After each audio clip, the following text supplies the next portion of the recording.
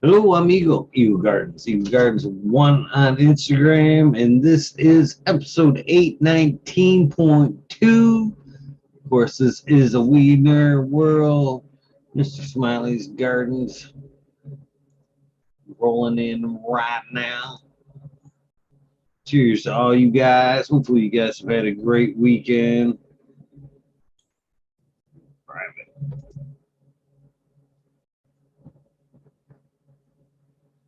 Cheers, Mr. Smiley.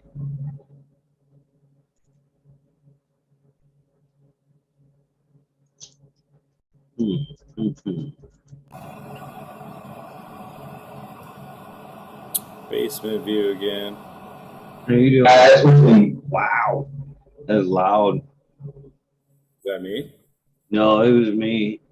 Oh, all right. 100%. When it first popped up on my browser there, it said it was a private video. I had to refresh it. Hope it's not a video of your privates. It's not. It's not a video of my privates. If so, I have the camera in the wrong place. This bald head can kind of look kind of ballsy once in a while, though. You catch me on the wrong day. Yeah. Oh, yeah. How was your weekend, man? Pretty good. Pretty good. No complaints. Hadn't hung out at the Blues Festival there all weekend long. And then fucking got to hang out and meet some of the performers, some of the headliners thereafter.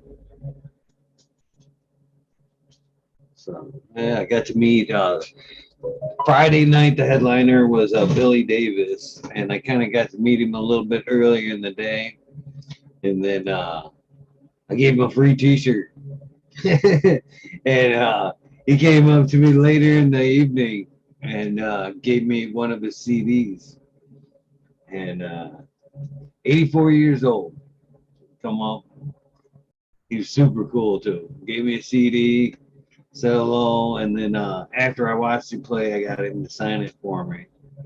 And then Friday night, Larry McCray was pretty much the headliner. And that was kind of cool because I didn't realize like that his brother played in the band as a drummer, or the band pre was actually his son. So Blue Otis, the performer before, was his son, and then Blue Otis got up while Larry McCray was playing. So there was the two brothers and the son rocking out on stage, and you could see the moment they were having. You know what I mean? After the fact, I got a chance to talk to him, and I told him what a great moment I thought that was, and that was indeed was the first time that he got to play with this on stage, side by side like that. You could see it in the report, you know what I mean? It was super cool.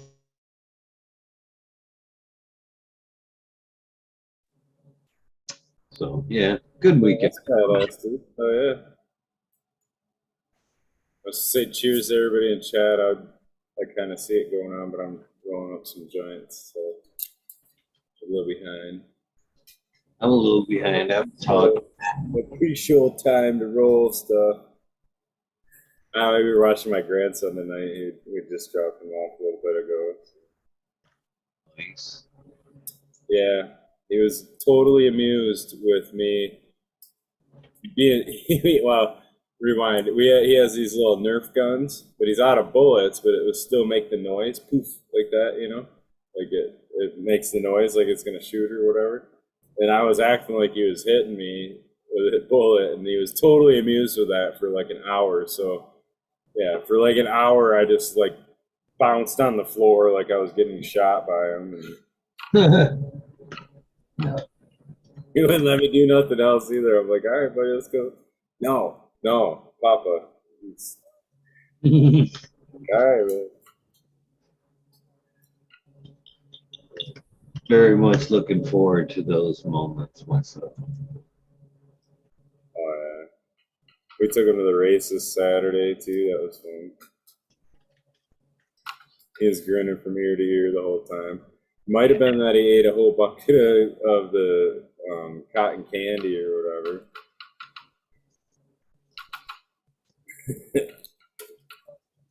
Yeah, well, he had a bucket, like it was full. Like they just came back, sat down. I don't know, we watched one race or whatever. I turned around, like, where's your bucket of cotton candy? He's like, oh, it's all gone. Like, what do you mean it's all gone? He's like, I ate it all. Bullshit.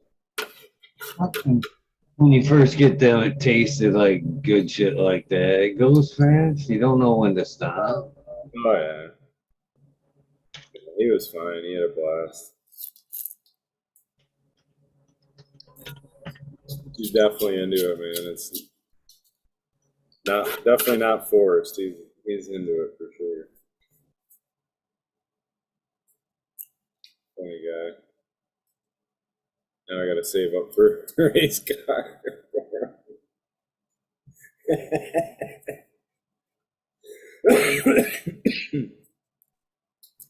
Oh,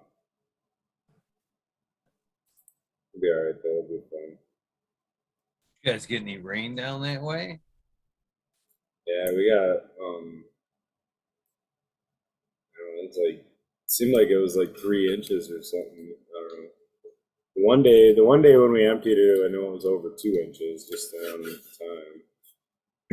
But we've had rain pretty steady, or I guess off. But when it came down hard. So we got some rain. The garden's exploding.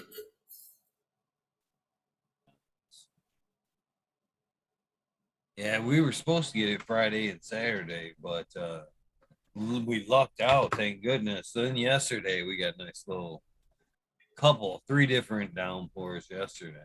But I guess we'll take it, seeing how it was nice enough to duck us Friday and Saturday.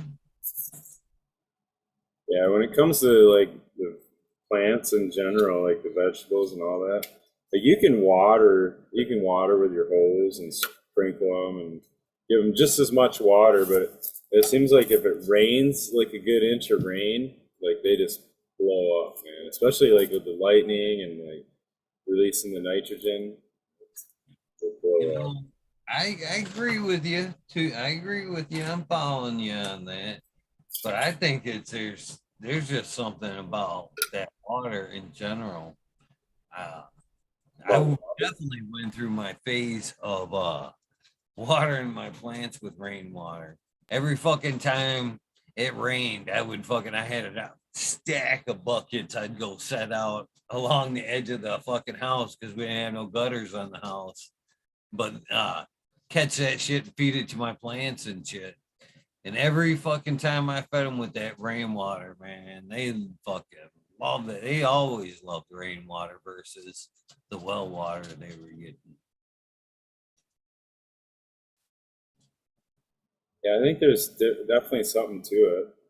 You know, the water evaporates and then condenses and falls back down. There's like it's a different it's different than what it was when it was before it evaporated. You know what I mean?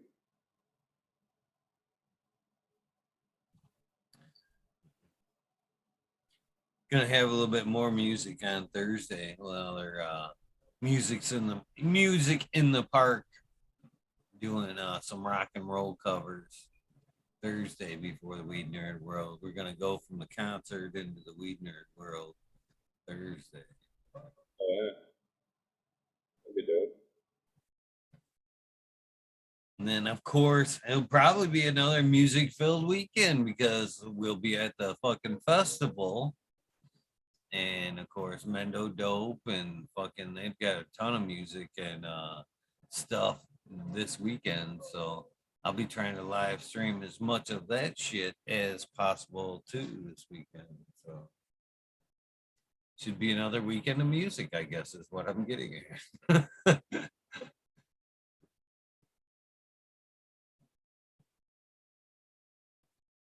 And fun running around catching that shit.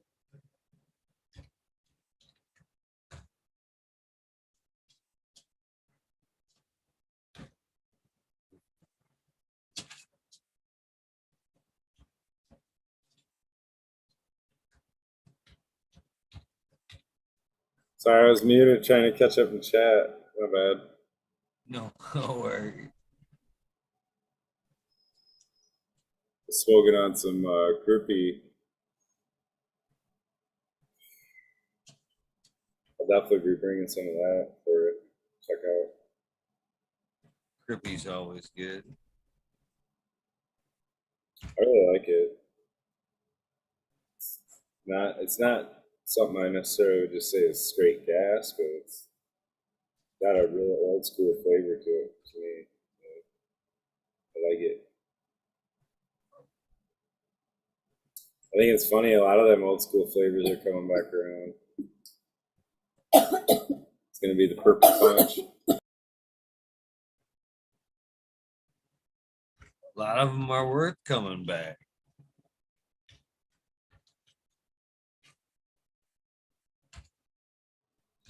Yeah, some of them are. Some of the old school flavors, I think, there's a reason that people migrated to those flavors to begin with. You know what I'm saying? Like, there's a reason they were popular, and it's because they're good and enjoyable and stony. And I think it's a lot like wine. Like I remember when my previous marriage, she was all into wine, and we would go wine tasting or wherever. So I learned something about that too. But like early on, when you drink wine, you like the sweet wines and like stuff like that. Well, then in the bitter wines, you're just like, oh no. But then as you like your palate kind of like expands or whatever, you find yourself drinking. And I think it's like that with beer too. Like if you really are trying to like expand your palate of beers, you're into some of the more extra stout or whatever type shit, the real flavorful stuff. Some people don't like it, some people do, but I just think that'll happen in cannabis too. As people smoke, they'll start to migrate to certain things like that.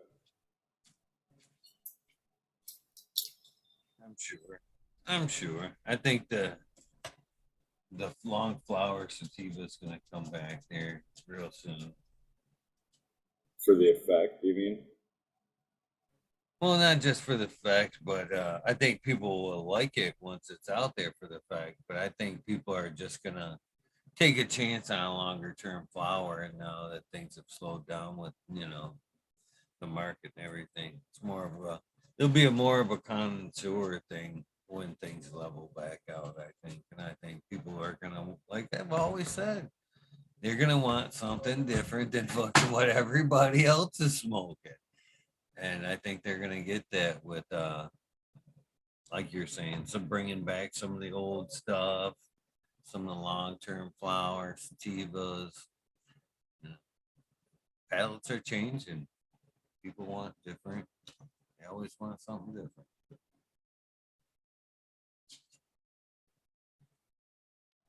I think the stuff that's really, really potent is still going to be there too. It's like, I don't know. But what's that marker? Is it THC? Is it just what we Well, can? but if you're an everyday smoker, it's got to be something that you smoke a joint and you're like, feel it. You know what I mean? It can't just blend in with that. It's got to have I don't know, it's got to have a unique buzz, I guess. Agree, agree. You don't see it very often now. A lot of good flavors, but not a lot of great highs. Yeah. We haven't had any like I don't know if I want to drive my car weed in a while.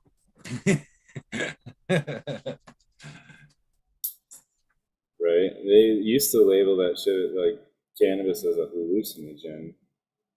I've never hallucinated on weed at all. I don't know if that's just because I never had that good of weed or what. But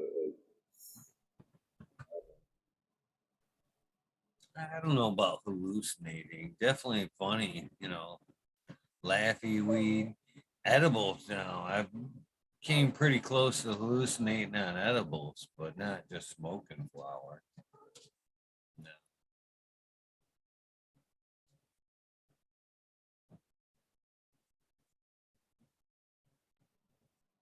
Yeah, I could see that on edibles. Edibles knock me. I get like drunk feeling them.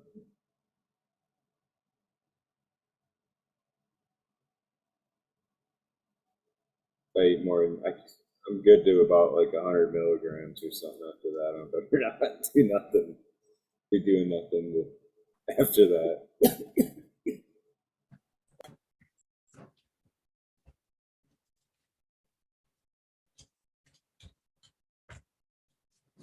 So do you have a high point that you're looking forward to this weekend's lineup of things to do?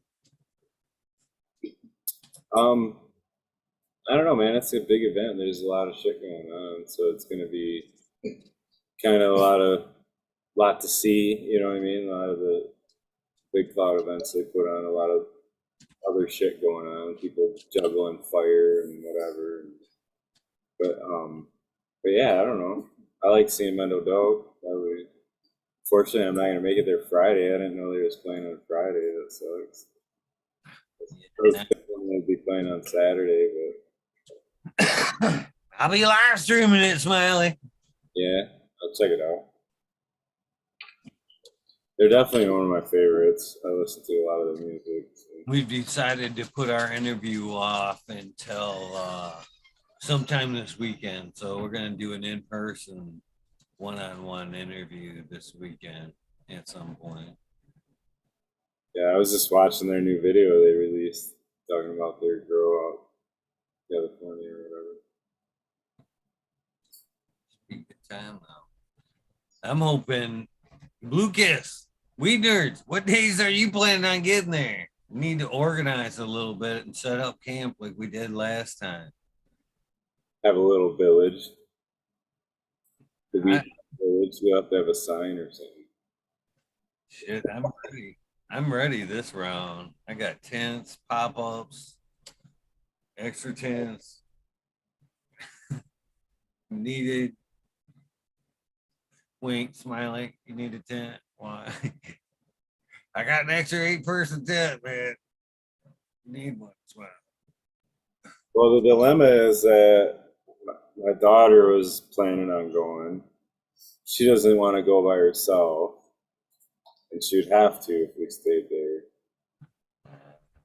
I understand why she don't want to go by herself. She wants to go to all the booths and have the edibles they offer and shit. So they all are zonked out on the way home while I drive, which is fine. But Yeah, the medibles can do that shit to you, that's for sure.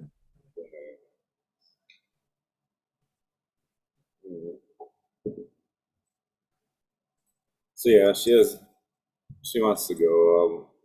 We'll just wait and go Saturday. Right on. That's why you're an awesome dad, Smiley. One of the reasons you're an awesome dad. Yeah. Plus, there's a possibility we might have to watch on Friday night, the little man. So that's always good too. Right. He's at a real fun age, I think. You know what I mean? 3.5, so everything's super cool still. Like everything, you know what I mean? Like you'll see a grasshopper and like, whoa, what's that? And it's funny. But then he's also smart enough to communicate it all to you, you know. And it's hard to believe it's been 3 years already. That's right.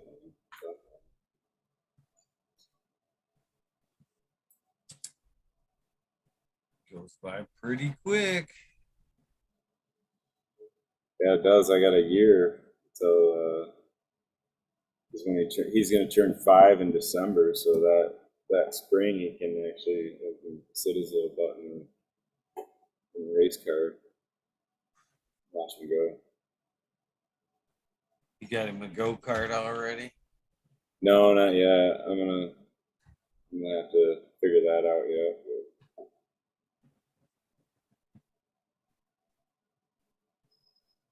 hopefully we get them going not too bad. And they don't have to be real serious when they're young like that. They restrict them down so bad they just barely putt around the track. You know what I mean? So, but it is basically the same car, and then each age year they change the restrictor plate until they're like there's like three different ones, and then they're full power, and then they go to a bigger motor and a bigger motor. And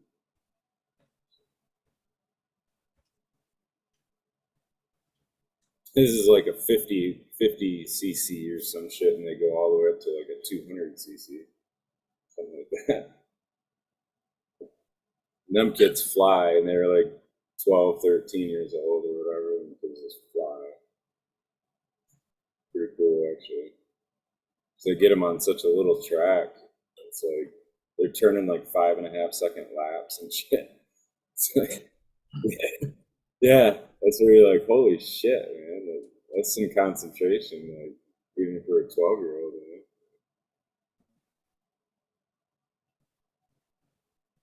Kids are, that's what, I don't know. A lot of the kids that are pros now, like drove ever since they were little like that.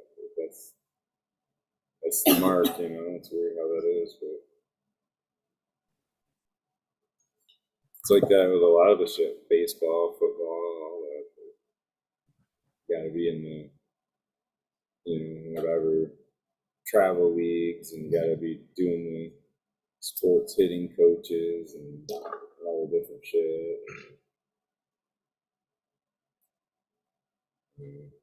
I kind of ran into that with my daughter with volleyball. It was like she loved playing, and she was pretty tall and did all right, but she didn't like want to make it her full focus of life. And you know what I mean? Like, and some of them kids, like, yeah, man, like there was one girl I remember, and she was super good. Like, she was definitely gonna go like play college and all that. She was super good, but like that was her whole schedule was like fucking practice volleyball to go practice volleyball to fucking play volleyball game, tournament or whatever. And like in the off season, she was picking up other teams to play on, and like all that shit. It's like it's a lot. That's what me a lot of times. It almost takes the fun out of it. You know what I mean? Like it gets to be your job or whatever. It's a passion thing at that age, still. I think. Yeah.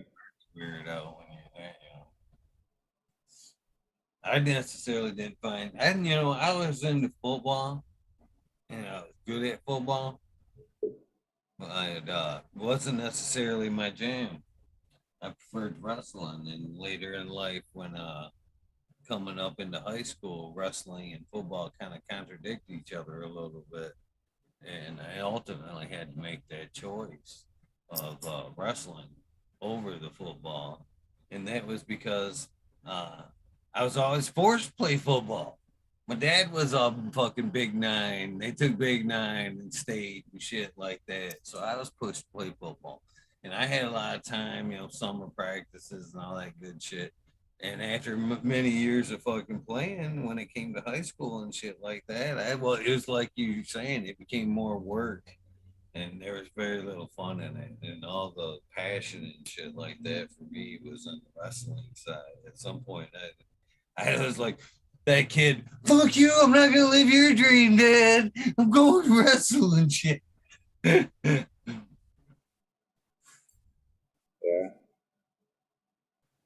So, yeah, I guess, but I never really burnt myself out with the racing.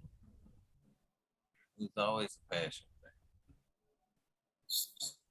Yeah. As long as it's fun for them, that's the thing. Like, if you're making them go to all the shit and whatever.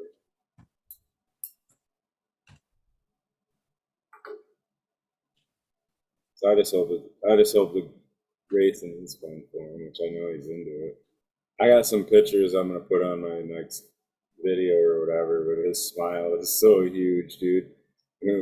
The races, all the cars go zooming by, and he's like just watching them super intent, and then they go zooming by, and he like sees that I'm videoing him, and he just laughs. It was actually Jessica that shot it, but he just laughs, he's like the biggest smile on his face.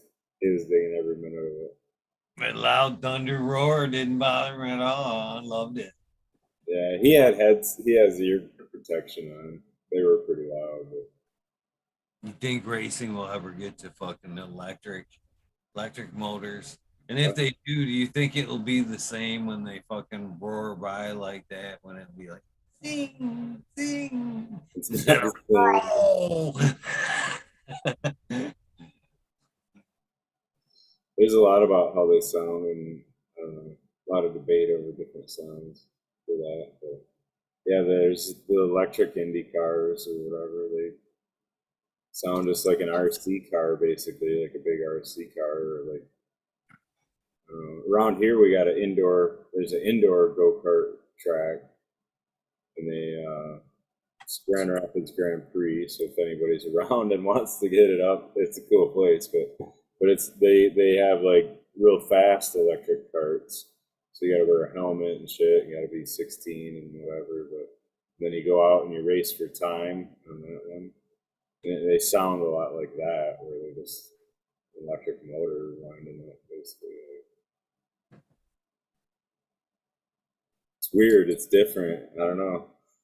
I was asking the Harley guys about that because, like, I guess there's like an electric version of some of the Harley or something they were talking about bringing out. Like, what are they gonna do? Like, put a speaker on the back so like you can rev it still, and it sounds like brum brum. You know what I mean? Like, Cars ain't they like the Mustang out there right now? The new Mustang kind yeah, of. I think Dodge did do that where they put speakers in the back to make it sound like it was a high performance engine, and it's like their electric Challenger or whatever. It's like, what the fuck, man? Just let it be what it is. I don't know. Why do you really want to fucking have it? Can I switch it to be like the Jetsons mobile and shit and make it sound like I'm going like the Jetsons and shit? Like, I don't know, man. Like, of all the I things. I like the roar of a fucking engine myself, but I don't Thinking mind. of it as speakers, is that going to be the same, really? Like, That's like putting the card in your fucking spokes and shit, right? yeah. Yeah, I mean, just let it be what it is, I guess. I don't know. Like, the electric cars are pretty fucking fast, dude. They're not really far from really being outperforming some of the gasoline race cars and shit. So, or the current race cars. Well, they can go to zero to full power instant, where a motor's got to, gradually work up that way, go through the gears, all that good shit. Yeah, they're not as fast as the Indy cars or any of that. They restrict the electric Indy cars have like restrictions on tires and all kinds of shit, and it's like the battery life isn't there yet. But when they do crank them up, man, they're pretty fucking fast. They burn through the battery real quick when they do that.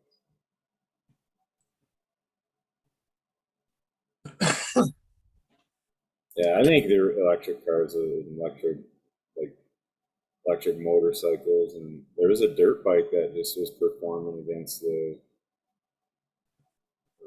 normal 450s or whatever, the 250, I forget. But I finished like third in the race they Aren't had. they having like, Not far off, man. I mean, you know, aren't they having an indie race, or has it happened already in Vegas? I think it's still coming up, right? the what? Like an IndyCar race there in Vegas, that's still coming up, right? Might be. I heard like the cheapest ticket for that race is like $1,200. Cheapest ticket, bare bones, $1,200. That's crazy. I That's had what. tickets for one of the days when they were in Detroit. I forget the island or whatever. But they race in Detroit and they do the Detroit Grand Prix. And I got tickets for that one at the time through the company I'd worked for. And got to check it out. It's pretty cool. It's kind of ritzy though. It was different from like races that I had been to before. I've never been to one. It looked fun as hell though. Yeah, they had all like the Porsches and Ferraris and shit racing too. So yeah, it was badass.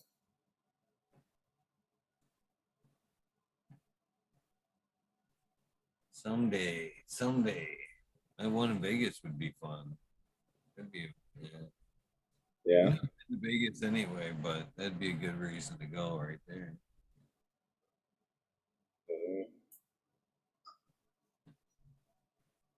I'm not a big fan of Vegas. I don't know. Do I just want to see that giant TV strip there? How that one strip. Well, there's a lot of cool architecture. I could go without stepping foot in a casino. I just like there's a lot of cool architecture and cool shit. Oh, without a doubt, yeah, it's worth going if you, yeah, but it's kind of like we keep going back and whatever. I don't really get into the whole casino thing either, but there's definitely nice hotels there. I'd like to at least walk through, see it one time anyway. So check it off the list. The strip's kind of the old strip where you're talking about with the like walkways covered, the whole street's covered, and LED. It's pretty dope down there. There's a lot of people watching and like, crazy shit going on. So yeah, it's a pretty interesting place to visit, I guess.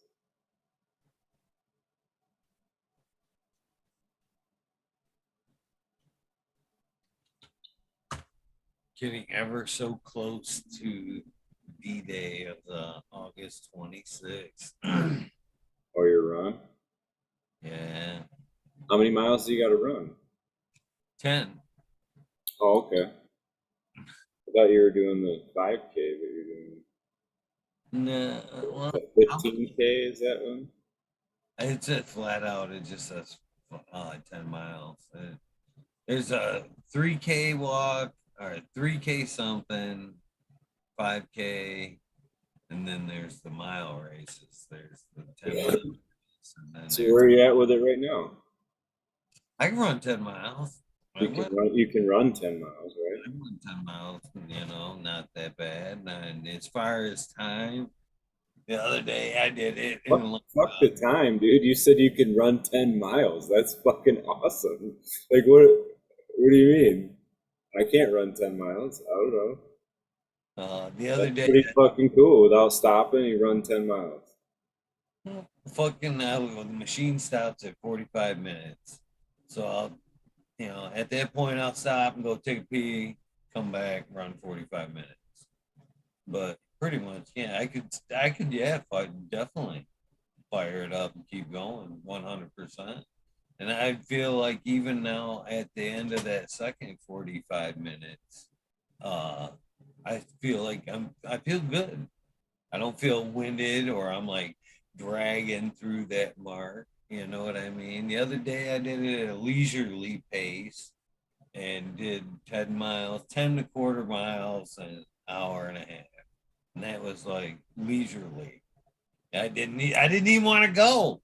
I didn't even want to go. So what's your expectation? Like what time do you think you should be running? My expectation is I really want to be, we looked it up the other night.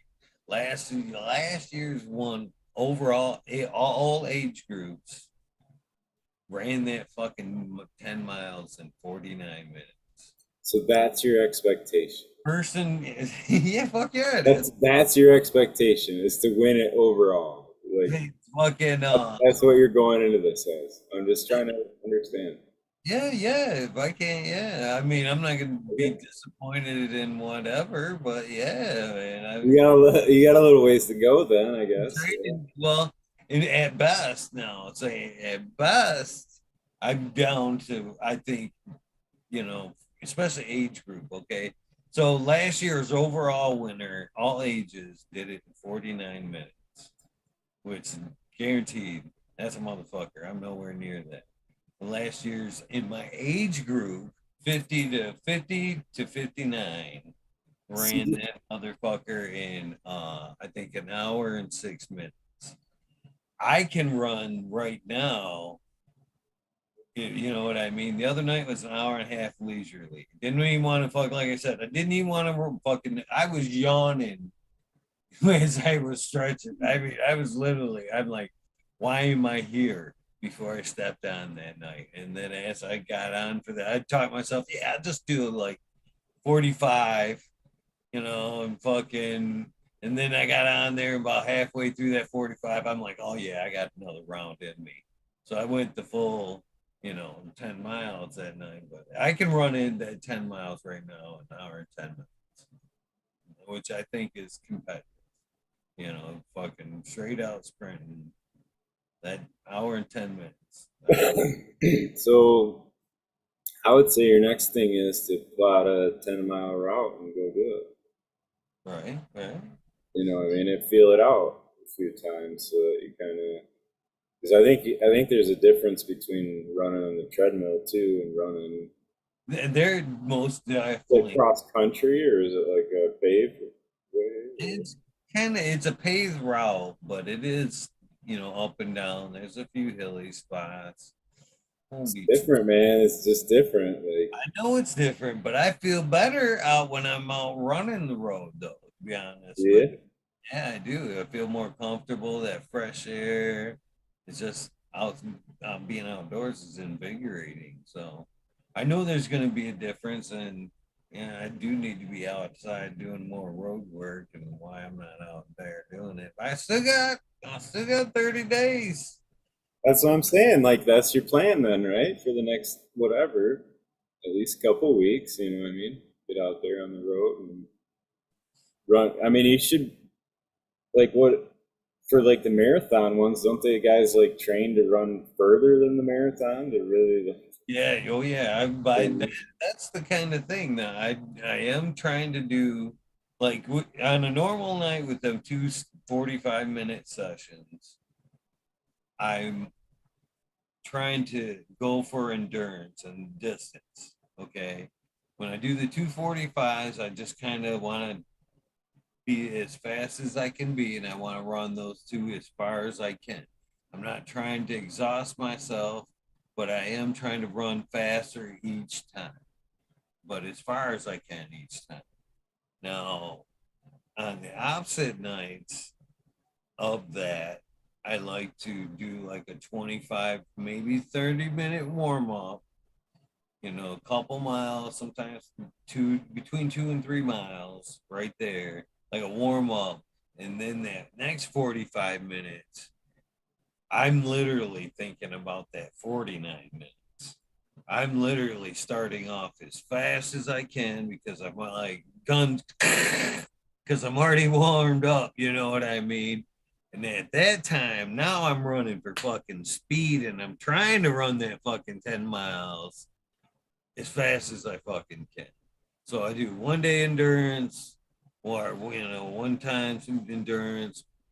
Next time I'm running for speed. I'm trying to build that speed. Both times I step up as I run. So I don't just like start off at a number and that's the pace I'm running. Every half mile, I move up a tenth of a mile. So if I'm running, start off at the run at 6.2, at half a mile, I bump up to 6.3. At 1 mile, I bump up to 6.4. And I'm constantly pushing it the whole distance and time I'm running in either case. So I am trying to, I'm squeezing that motherfucker every time I go. So I'm just thinking like if you're really trying to beat a certain time, like yeah, to run the route and the actual way it is, because like you're not gonna be able to push a button to make yourself go faster I down the would, fast yeah, road. right, You're gonna have to know that, you know what I mean? Like you're gonna but have to understand in your head what the pace is. And, like, I've lived in Flint. I wouldn't mind going down there a week in advance, maybe a week and a half in advance, and running that route a few times prior to the race. I think that's the smartest thing because then you're gonna get the feel for where you got to be at. You might recognize a certain tree at a corner, and you got. I can already do that. I'm already doing that, Smiley, in my head. I know it's. And then if you're ahead of time or behind. Hey, I should be here by now, and I'm 2 minutes behind that. So much fucking science to people that have done things over and over in their head, and versus it's actually trained. When it came down to fucking the moment, that moment has been same, and the people outperformed the ones that kind of went through emotions on their head 100 times. I'm not discrediting going there and doing the run, but like I said, I lived in or my whole. So I've actually looked up that map. Starting the area. On street, running up Robert T, going through. Yeah, I know it all. I literally know it all in my head. So as I'm running, I'm literally fucking already trying to. You're there. Yeah. Right. I like it, man. I think you're doing good. Doing how? I mean, it's if you make it, you've accomplished it in my book. So like, you can run 10 miles, dude. That's a fucking accomplishment. So whether it took you an hour and a half or an hour and 10 minutes or 40 minutes, I'm not going to consider it lost no matter what, man. Like you're saying, man, if I show up and fucking cross that finish line, it's a win. No. But am I training to win, motherfucker? I hope so. Yeah, no, that's dope. Yeah, I'm for you, man. I hope you win, dude. That'd be fucking badass. I hope you like get out there and hear Rocky Balboa or something in your head and can't stop. I think, to me, I've said this to a couple people, man. It would be a fucking special moment for me. Being from the Flint area, I lived in Flint for quite some time. To come back, win that fucking race for myself, for fucking Flint, and fucking do it with cannabis. I'm not. Are you gonna smoke one before the race? He goes in there tying his shoes and shit. I'm not only gonna smoke, or fuck, right after the race, the next day is fucking Buddy's Clio cultivation. I'm gonna go smoke out the whole next day and shit. Yeah. Fuck yeah. Fuck no. Yeah, I smoke all the way up to the gym most times. There's been times I'm literally like, cannabis. I can picture Eagle just running by people like, so. I think it's funny. We talked about it the other night, just kind of walking into the gym, just thinking like fucking weed like that. Running on the treadmill of the gym. Cheers, right. What up, Ryan? Cheers. Just spreading out the ladies. Looking nice and fresh. Stacking pretty nice, huh? Yeah, well, this is 3 plants, so this is kind of looks a little bit off. Oh, wow. It's a little bit misleading. Wow, yeah. But you can kind of see the 3 different colors of it. Like there's a line. Like this is one plant. And this one. And then this one. Like this one over here is all one plant. Oh, there's 2 plants. There's a line right there. This is a plant right here. Stinky ass one. Then there's one right there. But this whole one here is all one. Nice. You keep them low for sure. Yeah. But all these ones I'm going to breed different crosses with THC on them. Oh, okay. I'm gonna, kind of hit them a branch at a time and shit if I can get that done. Keep track, man. Better mark them all. But they're growing fast now, right? They're fucking. I'm hoping all my little ones get at least that big before they start budding. All these ones, I'll get eaten up by something, but. I got a few that are teeny tiny out there. I got one that's close to that, but a lot of the same sisters of it aren't that big yet. Yeah, some of these are still kind of small, but I got quite a few that, I only put them in 2 weeks ago, I think. Yeah, they're doing good. I know I've got a lot of really small ones that we'll see what happens, but No, I I don't figured, think it's too late, man. I don't know. They're just not gonna get big. That's the way I look at it. Like, yeah, I mean, they that's, only grow, and then they're still gonna flip. Like as long as they got enough time to get to the kind of maturity age where they got yeah. something to them, you know. Figure I had the beans. It's gonna be another year, and I'll be kicking my ass for not trying at least. But I've got all these babies that we'll see what happens.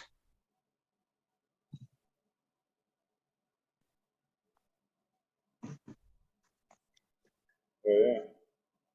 Got my second World Philo Taxi one going on here too. We just feel like wasting some seeds, or what? What's that? I'm just they, you got to plan all those yet? Yeah, Damn. but like I say, it's more of a phenotype than any or pheno search than anything for those Oh, ones at this okay. point. But I figure might as well throw them in. I got the space.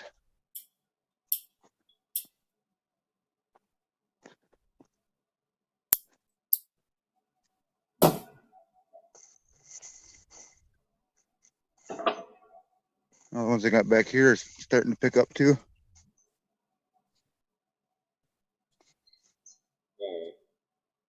Been bending these ones over too, and they keep one pop back for me. So you don't want them tall at all? You like Well, I don't mind them tall, but I like to spread them out more than anything. I mean, it helps for, they're a lot better in the wind. I just feel I can get more tops that way than actually topping them because they don't take so long to recover. I don't know, but I've only been doing it for a few years, so I'm not, I'm sure I'll keep changing my styles, but like this one, I'll keep bending her over. And I've got all those new tops there versus it works taking well. time. No, I've done that before. Why not just take her down and spread her out all manifold like? Well, some of these I do stake down. Or like I could run a scrog over it and everything, but like I've done it with fencing and everything, but it just becomes so much of a hassle where this way they just kind of naturally come back up. I mean, a lot of these still have stakes on them. Like this right here, there's a stake. That one I even pin tight. Right, just take a piece of wire and a piece of foam on the end of it. But I mean, that's since I staked it down, it had that much new growth on the end of it. Or just easier just to give her a bend, then they get a knuckle too.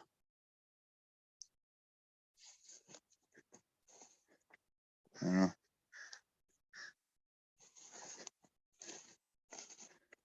I'll enjoy growing them no matter what. Got loons in the background. You say you got a moose in the background? Loon. Oh, moon. Okay. Loons, I said actually, but Loon. I like the technique, man. You're gonna have a lot of tops there. You're right. Sure.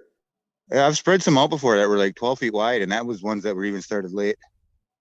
That one looks like it was in trouble and you were like punishing me.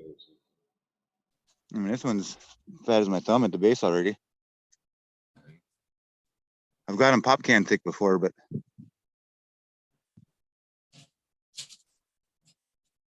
I still don't live out in California, and I don't start them indoors really, so a lot of room for improvement.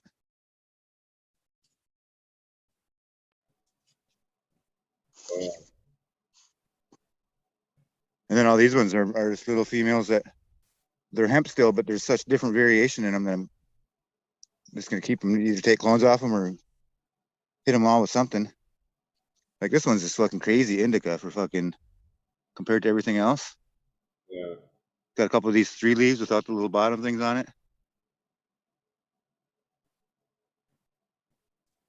You'd think that would be a 5-digit one, but it actually has none of them are bigger than 3. This one's trying to grow a 4th one. I don't know. And it could just be that it's in a bad spot in the ground. It could, could be some wood chips under there or something that's running into and fucking it up. Who knows? Causing dysmorphia or whatever the fuck they call that shit.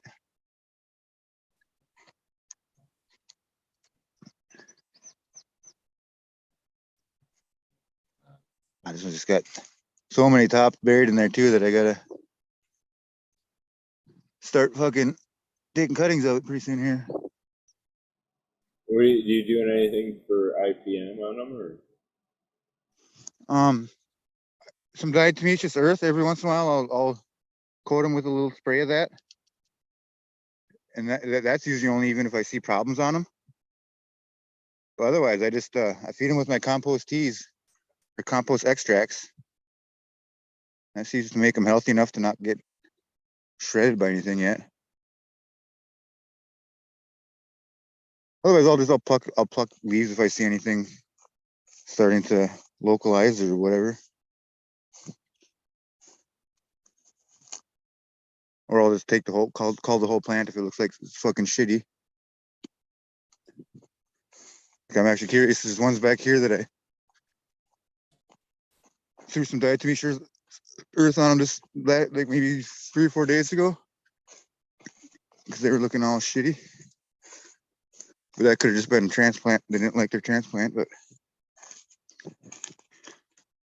yeah, these ones are already perking up. Like, it's hard to tell, but there's like yellow stippling all over them and shit. There's just a few of them in this corner, and they were looking all droopy and shit too, but now they're actually perking up.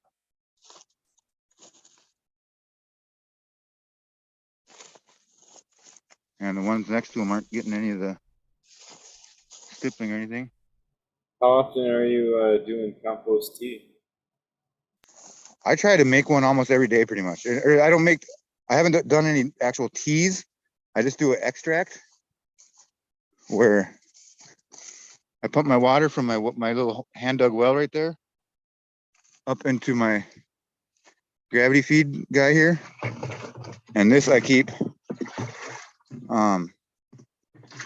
adding compost to the bottom of it and stir it in, and then when my water is getting pumped into here, it also stirs it up really good, and then that's what I water my plants.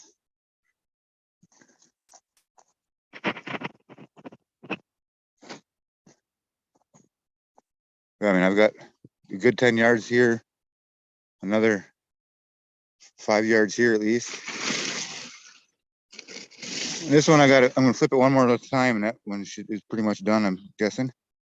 There's already worms starting to crawl into the bottom of it. You ever use baking soda and dish soap for IPM? No? I was watching a thing the other day on it. Helps with PM and kills off bugs and stuff. I've used dish soap to get rid of them fucking. I've used dish soap as well, but I've never heard of the baking soda. Like if you get a building covered in box elder bugs, I know if you spray them with soapy water, it fucking knocks them dead flat. Covers up their lungs or something like that, or their skin so they can't breathe or something like that. I've used flour for grasshoppers. A lot of benefits for cinnamon too. Yeah, I use cinnamon on usually like really early when they're in the trays, so I don't get what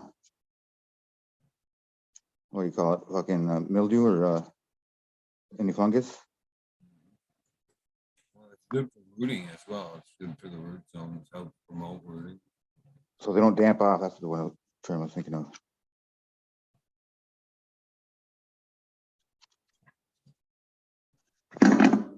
Interesting, all the good stuff coming forth. People sharing.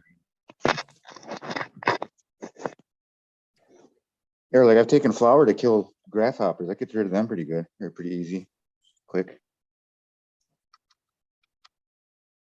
Or BT if I have too many fucking caterpillars and shit.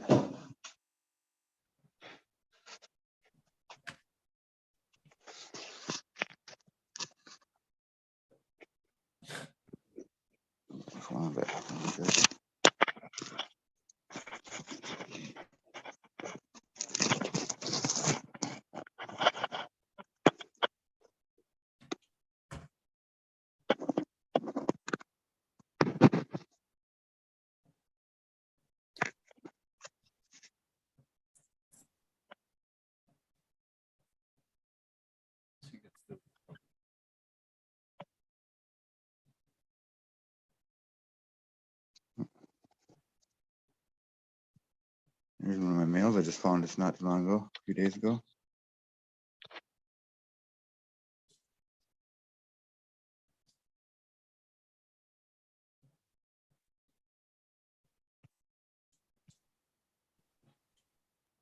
What are you doing for mail selection? Like, what is your thought process, or what are you looking Well, at this point, I mean, I just basically took all the mails, you know, as soon as I was finding them. But this one right here has been my favorite so far, just because it's so damn big. I mean, comparatively, and it was really early too. It was like it was a couple weeks ahead of everything else that I noticed that it was showing. So that's going to be kind of my main one to hit. But this one I really like too, just because of the, I mean, it was growing in taller weeds, so that's why it's just really spindly. Because like that one, I topped it like 2 times really early. It was on that mound with all the other ones. But this one, like I say, it's a survivor because it didn't get any water up until, I mean, it's still, I've only watered it once, and it's only rained out like twice, good rains. And that he's looking fucking happier and shit. And then this one right here too might be, God, I don't want to move it, but this one's got kind of a lot fatter bud section on it, looks like, or bud set.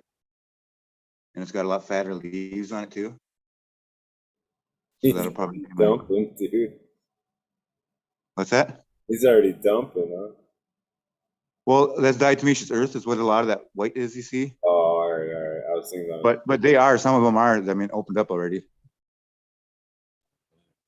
I thought I'd seen that too. Yeah, there's open ones definitely on a lot of these. But I haven't collected any off them yet.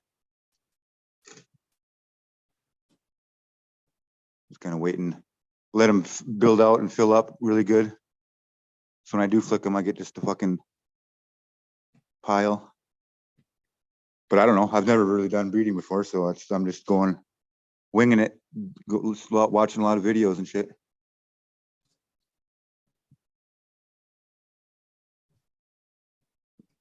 But I don't know. And like that one back there will probably be my number 3 or my number 4 because the stem rubs on it. It's a lot different. I mean, I keep finding males and those little ones and shit. I've probably got a dozen of them in this room right now. 1, 2, 3, 4, 5, 6, 7, 8, 9, 10, 11. I got 14 here. But those little ones I probably won't even keep just because they're, you know, what they are, tinier. But like I say, one of these little ones could be is just as big as that big one is if given the same opportunities. Because a lot of these little ones I found out where there was literally, I mean, where they were just growing amongst dead grass, you know, and they would just be that big. But either way, all of them they're part of the lineage that's been sticking around for 80 years here. So it'll be fun to go through the taste and shit. See how they cross.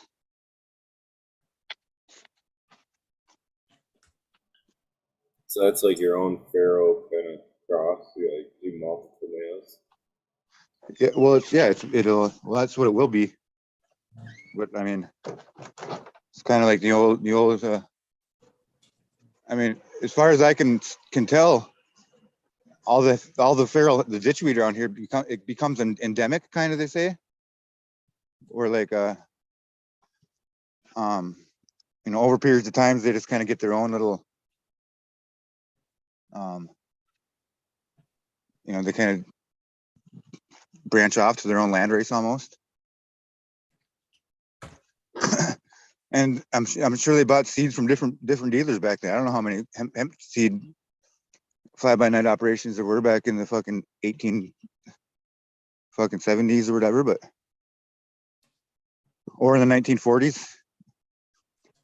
It's hard to say. It'd be cool to know which ones these are from. If they're from the hemp from Victory Drive, because pre-1937 they grew hemp here ever since like 1870, but they eradicated a whole lot of it. Oh, my battery.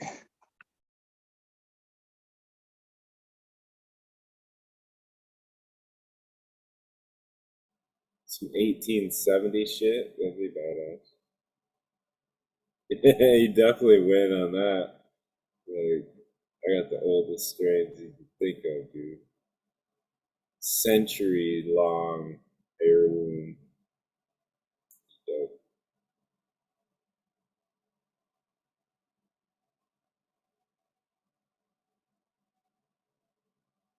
I don't know of anybody that's got a century long heirloom around.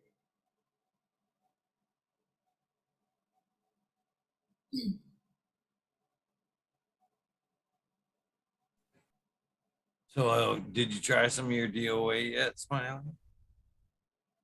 No, no, No. not yet. No, I was gonna get to trimming, but we had the little man tonight, so I'll get that first thing. Can't wait to get your take. Dang, it's not a big plant, so I was kind of thinking that I was just gonna roll it for Myself. this weekend and not even smoke it Fucking with me. until everybody's there, until you're there or whatever, and just first time trying it too. That shit's working. Fucking with me. What? Are you talking to me? Yeah, I couldn't hear you there for a second. Can you hear me now? I can hear you now.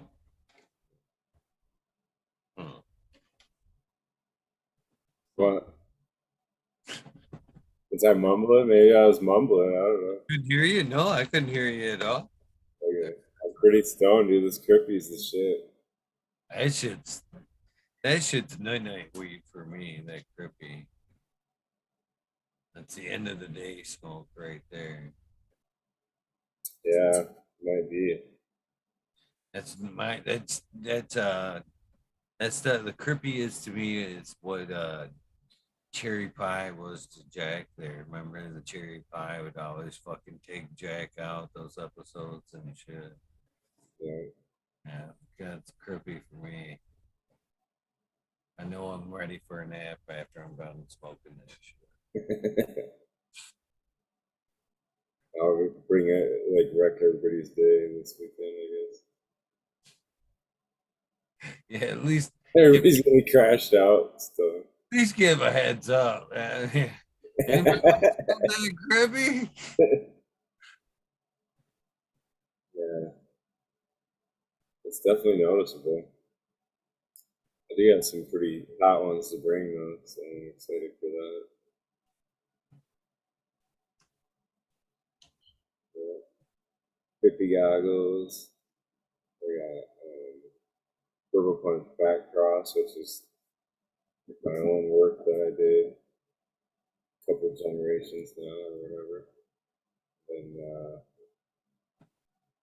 the platinum assets, the DOA.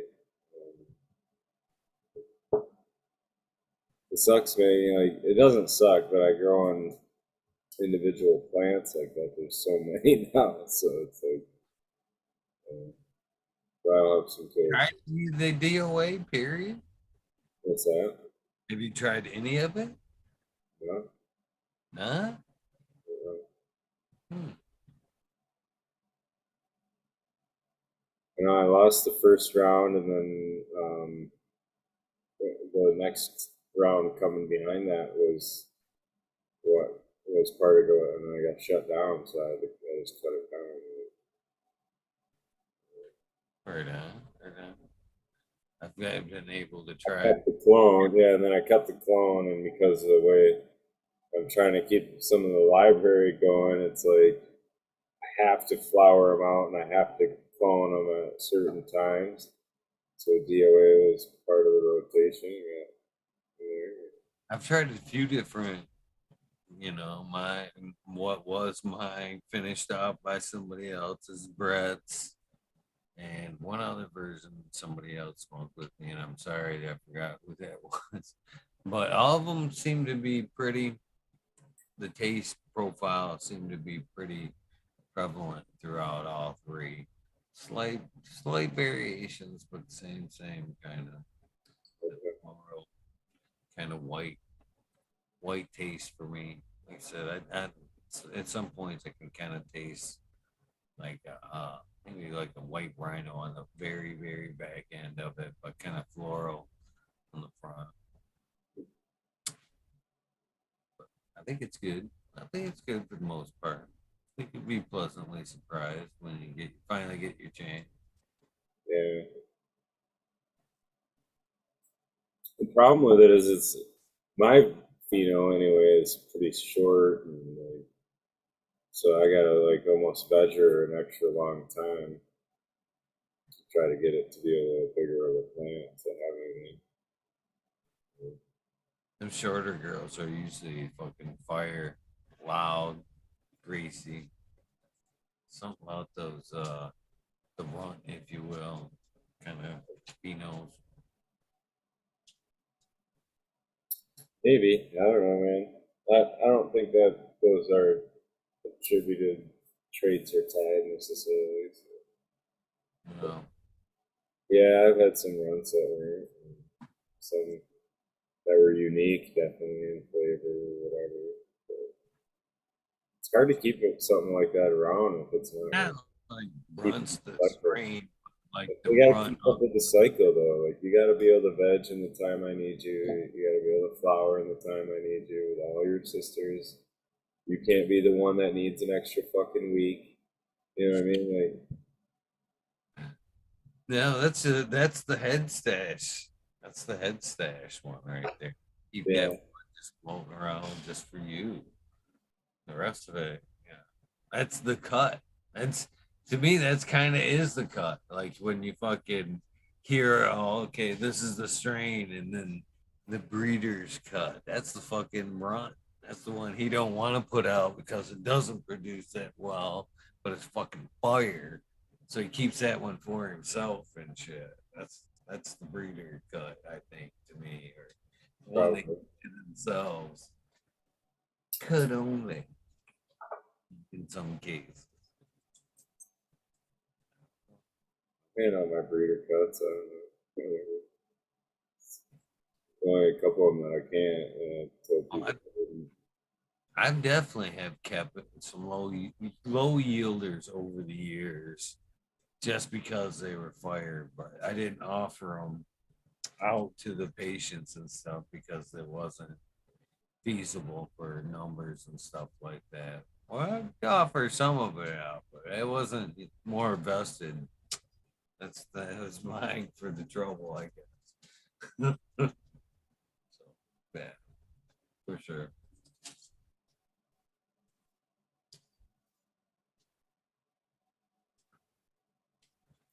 This What last is one, this Red? last one I got hanging went through a real good fade. This shit is super sticky, man. Super stony. I'm excited about it. I've been plucking joints worth here and there, and that's what this crippy was. Is just checking to see if it's ready. You know what I mean? Like that's how I check it anyway. I take the smaller branches and pull them buds off, and then go roll a joint with it and see.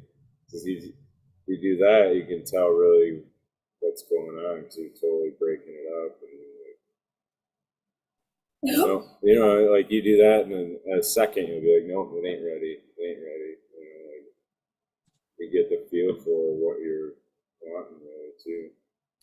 You get a little bit of that because that's also how kind of, in a way, how you sex you a little bit. Don't you? You take some clones and put them in, flip them, see how they react a little bit. So do you get figured that out a little bit at that point? You know what I mean? Through that sample, are you kind of already gauging from that? Somewhat, yeah. I don't have the best of luck actually with the ones that I have been like letting flower out because they're always off on the side and they're always like getting fucked up by something or knocked it over. You know what I mean? Like there's just stupid shit that always seemed to happen to them.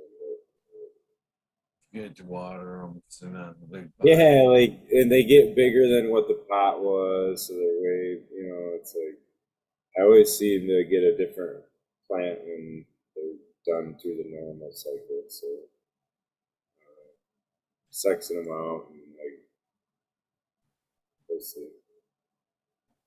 So I was watching this thing the other day again, kind of more towards the house plant side of things, but plants nonetheless, right? Plant. And they were trying to argue the fact that if you did nothing but bottom fed, you couldn't basically overwater the plant. You know, if you're just letting them drink for a certain amount of time and then pulling them out. You know what I mean? You're not letting them sit in a soaking saucer, if you will. But that's the main method of feeding. They were arguing the fact that you couldn't overwater or stagnate the plant because it would only uptake what it needed. No. I don't know, man. I guess it depends on the plant. But overwater too is, I think, it's kind of, it's actually a lack of oxygen or a lack of like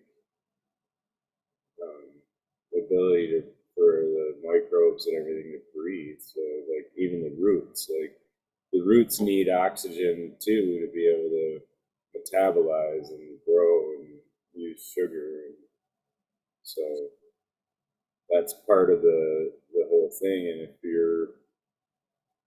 it depends on the media too. So the idea that cocoa can have oxygen content at a full saturation is some of the idea behind why people use cocoa or whatever, Right. and multi-fertigate and all that stuff.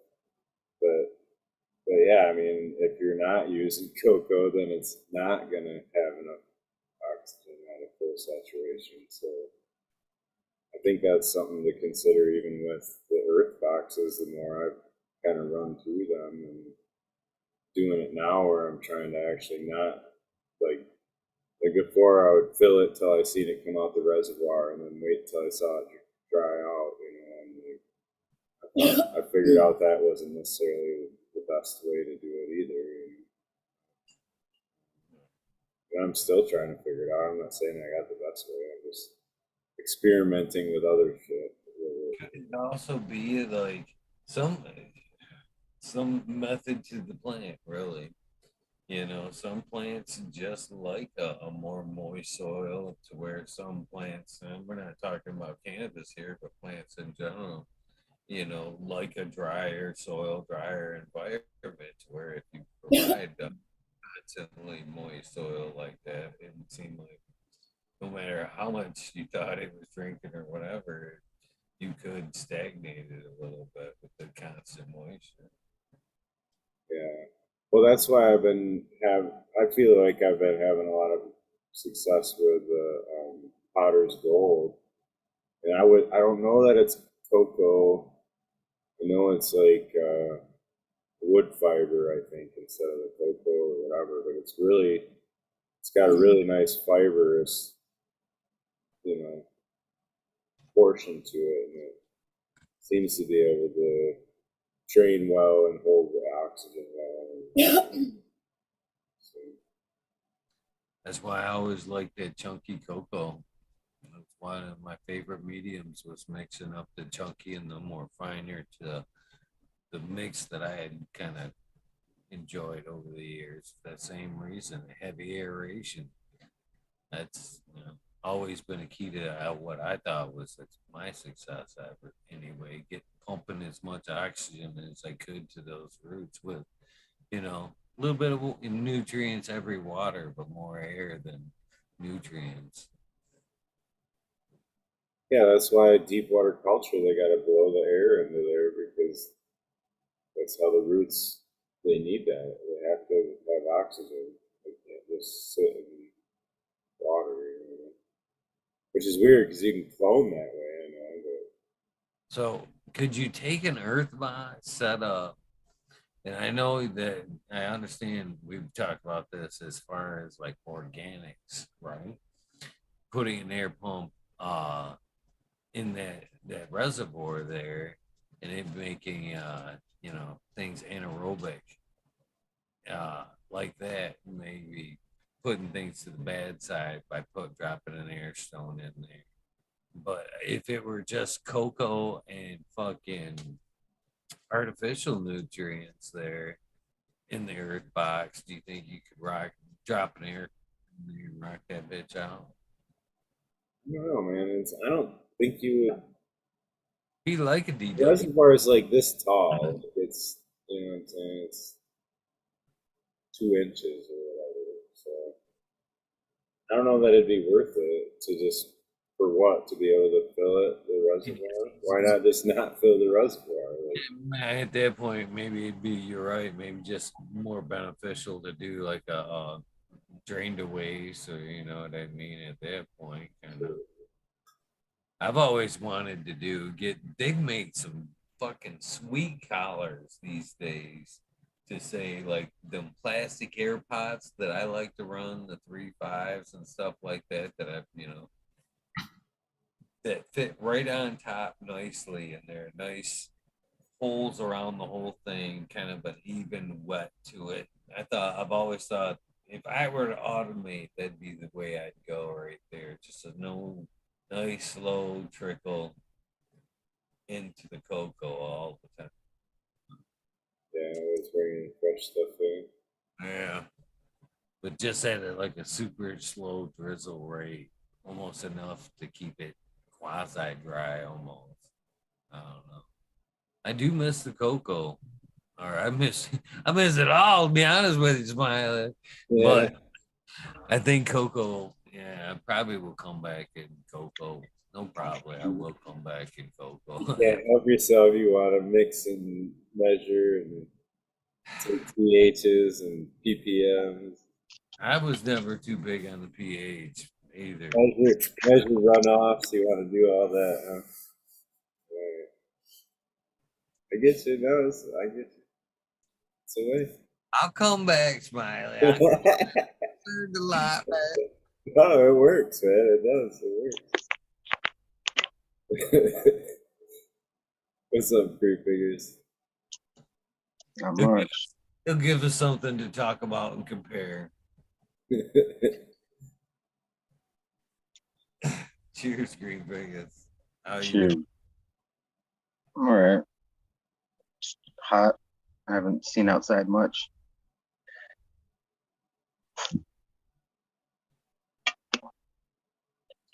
How hot is it's like I would have to check the temperature. I don't even check because I don't want to be depressed half the day. But it's like maybe 100 degrees still. It might be like 100 degrees still, and the sun's almost down. So yeah.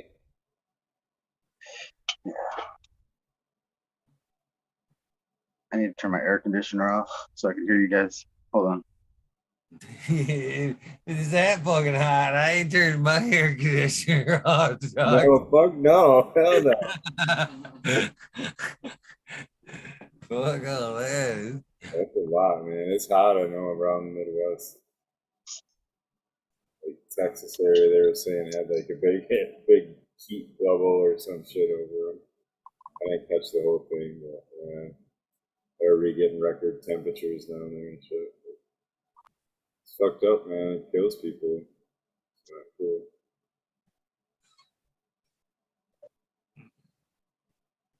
That heat will kill people as quick as like cold would. You Oh fuck yeah, almost quicker. know? Over fucking heating, fucking dehydration. Fuck yeah. It's bitch about dehydration is you don't fucking realize it until you're fucking fishing and shit. That's what we used to call it, man. I've seen it in fucking worked outside for way too long, man. Tree cutting, fucking building houses. I've seen guys in the front yard literally flopping like fishes from fucking exhaustion and shit like that. Fucking heat stroke. Yeah, it's not pretty, but you don't see it coming, man. You literally don't. They get an IV and rehydrate and they're good. Yeah. Sorry, man. I'm gonna have to bounce. I still gotta get to work tomorrow. And it's always kick ass hanging out though, man. Good to see you, Green Fingers. The time I get, smiling. Appreciate you, bro. Appreciate you too, bro. We'll catch it this weekend too, and probably Thursday night. Hell yeah. Let's see. Have a good So- one, man.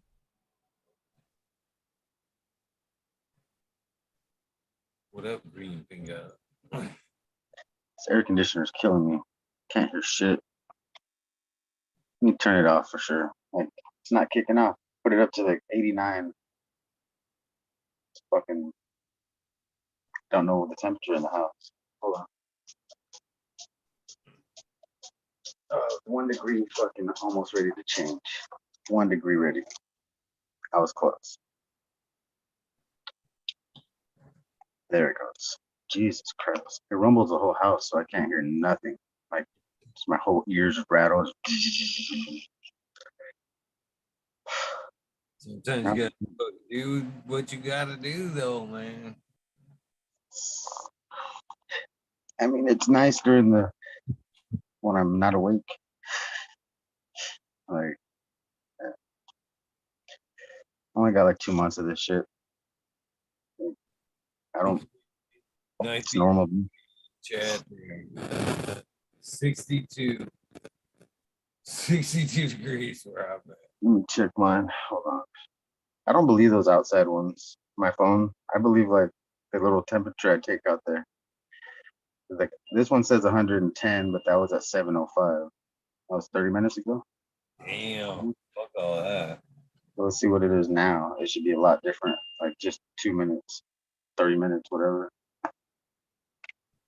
It's taking a while. Holy shit. So I guess it was 113 today at one point. 108 now. The fuck? Did it get hotter? It's still pretty fucking hot. That's crazy. It's making me fucking throw in humidity. 81% it says. 81% humidity, 61 degrees. It's supposed to get down to 51. Yeah, we lost all our humidity after noon. It was like higher this morning. My air conditioner, all that. I could hear something dripping outside. Didn't know what it was. What the fuck dripping? Big old puddle outside from the air conditioner. That's what they do, man. Plants are doing good. Some of them, the biggest ones, are kind of struggling. I guess they're so big that they reach the heat of the greenhouse, like that point to where the heat doesn't escape all the way. The shorter ones are doing good. Like the 9-footers, they're all perfect. Anything taller is not liking it.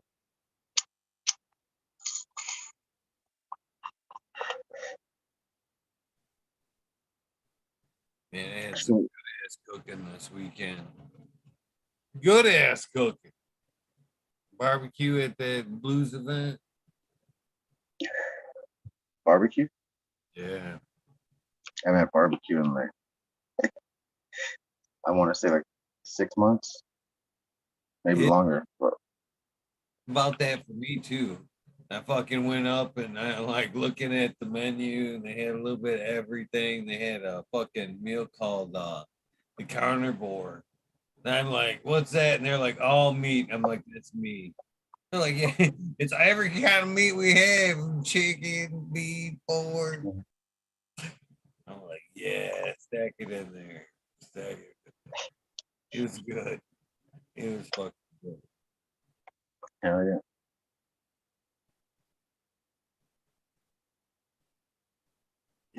You ever do that?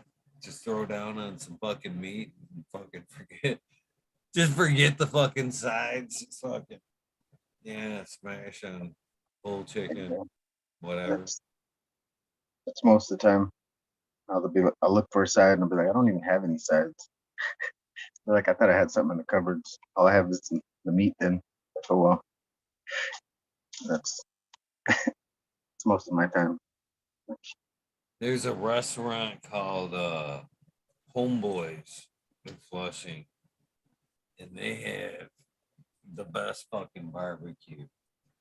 Yeah, I have literally, you have like a family pack there with ribs and half a chicken and some other shit. Man, I've literally just throw down on fucking ribs and chicken and shit, almost to the point where I got sick and shit. Hell yeah. But it's worth it. Cheers, Mr. Bengus. How are you doing? Pretty good. How you doing? Good, good, good. What's up, Robert? Not much, man. Hanging out with you. Yeah, well, I thought I'd jump in. Thank you. Am I coming in okay? I better check my voice, right? No, you sound good. All right, cool. Yep. Good to see you guys. Cheers to the weed nerd world out there. How you been? Good. The more better question is how have you been? Good, good, good. Yeah, still no pain in my neck, especially. Hips are starting to, it's what's happening is the pain has got down to as low as it's going to get, right? And so what's left is the more severe, and it's my tailbone is the more severe pain. Neck's fine, my hands better. So it's now I'm really just dealing with the last remnants, I guess, of what remaining pain I have, which is very manageable compared to where I was. So is that a matter of letting what you have done kind of take hold and then maybe going back and focusing on that area? Is that a possibility or no? Yeah, it is. It won't be for a while, that's for sure. It just shows me how messed up I am, basically. When you get that initial reduction in pain, you feel like $1,000,000, right? And then you sit with it for a while and you realize I still have a little bit of pain in the left lower hip area, which is my sacroiliac joint. I know where all this stuff is now, but my middle back, my neck is good. My hands way better. Still a little sticky, right? But compared to where I was, it's amazing, to be honest. Again, my mind is way, way clearer. Greetings, chat. Yeah, I call it a victory, basically.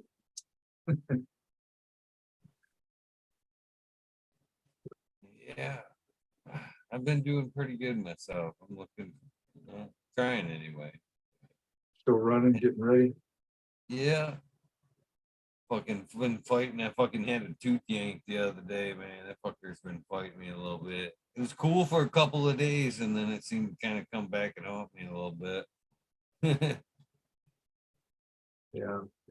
See, inflammation isn't really I mean, it's a gaugeable thing. I mean, how can you avoid inflammation throughout the day? What I put in my body, sometimes I put a little too much sugar. It's just it's not an exact science, I think you could say, we're changing at every moment of the day, but overall improvement, very good. So Dick, funny how quickly people like myself fucking will throw the switch when they probably shouldn't. So you get to that, yeah, fucking whatever. Don't feel good. I'm not gonna do it. Whatever. To okay, I felt good for 5 minutes.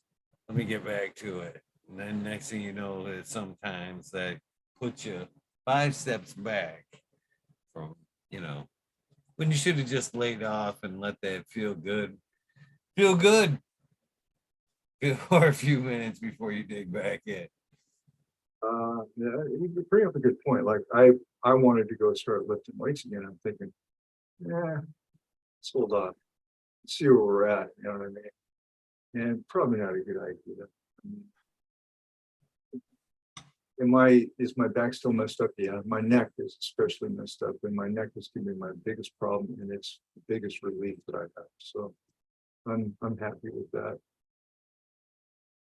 So Dick Turnup in the chat room, so being kind of a dick. How you doing, Dick? Dan, Thunder Dan, what's up, man? Good to see all you weed nerds. Really, it's a special place to be here. And I appreciate you, buddy, for doing all this.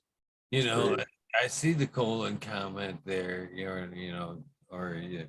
At some points that isn't somewhat of an answer. They've said I've seen interviews, facts, white papers that are probably brown from information.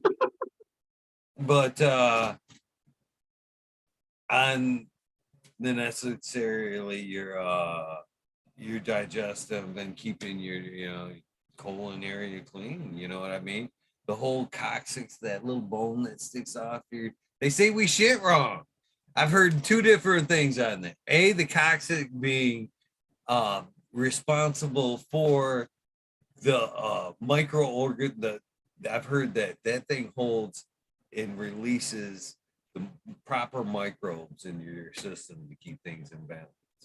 And I've also heard, and again, many years in between, and again, many years in belief too, because I now learned how powerful microbes and mycology really is. But back then, the other evidence I've heard from that is fucking that we shit wrong. We just fucking shit wrong. And the way we shit actually kind of builds up or kind of hits that area, kind of making it a toxic zone for us. But nonetheless, build up slow can cause inflammation, as we were just talking about. No, you're right. You're right. I have one of those, what do you call it, little mini stools you put around the bottom of the thing where you lift your feet up to where it gets you into the right position so you can get the right push. I've been doing that for quite a long time, actually. And there is something to that. I noticed when, I used to lift weights heavily, and I ended up with some hemorrhoidal issues because of it. And I noticed when I changed my diet, hemorrhoidal issues completely vanished, gone. All right. So when I backed off on all the sugar I was eating, the outtake valve healed up pretty rapidly. For me, that was kombucha. For me, that was kombucha. Yeah. So what we're putting in affects what the orifice that it goes out of, right? And I have never been a big fan of sticking anything up my ass, to be honest. But I haven't even gone in for at my age, you're supposed to get one of those probes that go up your butt. I said, yeah, have a nice day. I'm not going to do that. But I'm fine. When I changed my diet, I don't know, so this is kind of a shitty subject to talk about, but my turds We're already dirty already. Go ahead, Vegas. My turds solidified. I mean, I went back to solid turdology instead of that, and again, what you eat is going to affect what comes out of the colon. And that's been my experience. How it works for other people, I don't really focus on there. The Dirt Cure is an amazing book, and it talks about mycology and food, but it's written by a well-known doctor, and then that's the first thing she asks, really, is what your shit looks like. That's what the beginning of the book talks about, is basically your stool and what it tells about you, and what how you can actually cure your body. They say that is the roadmap to health right there. It's unregular. It's every morning. I mean, before it wasn't. Anyway, small tubes in the chat saying he's got to get shoulder surgery, man. I need stem cell growth too. It's what's your life worth to you is what it boils down to. I invested a lot of money in feeling as good as I do now. Yeah, Red Pill says where to take a cup on the screen. No problem, buddy. I do fart in your general direction constantly. So I don't feel this. I don't feel that way, Bingus. Yeah, yeah. I don't know.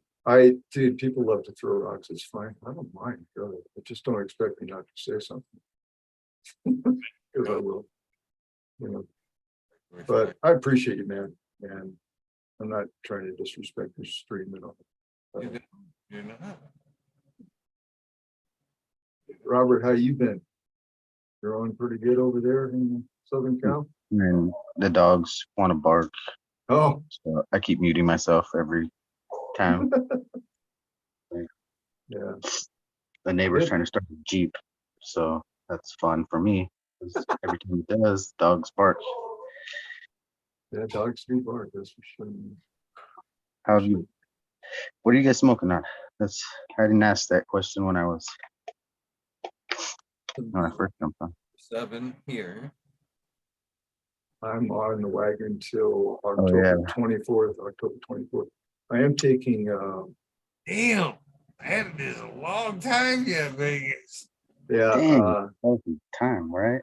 I am taking THC gel caps, which are working marvelously. So I'm good. You know what I mean? That's probably why I'm just a little bit giggly and willing to say whatever right now. It's good. Yeah, it works. I miss smoking weed. There's nothing that matches that high, in my opinion. I mean, it I don't know, it affects me in a beautiful way. Whereas edibles doesn't. I mean, it doesn't have the same effect. Not that I don't enjoy both of them, but I miss smoking weed. Really do. The ritual of it, and just getting it prepared, just kind of building up to it, next taking that first toke of the day, something like that. Really, my opinion. For me, it's more of a body high, to where smoking can be a body high, but it is a different experience altogether. Yeah. So Still my favorite though. I'd rather smoke before I do dabs or do the edibles. I will always probably have flour in the regimen. Dick says it perfectly. It's a cerebral high. That is the cerebral high.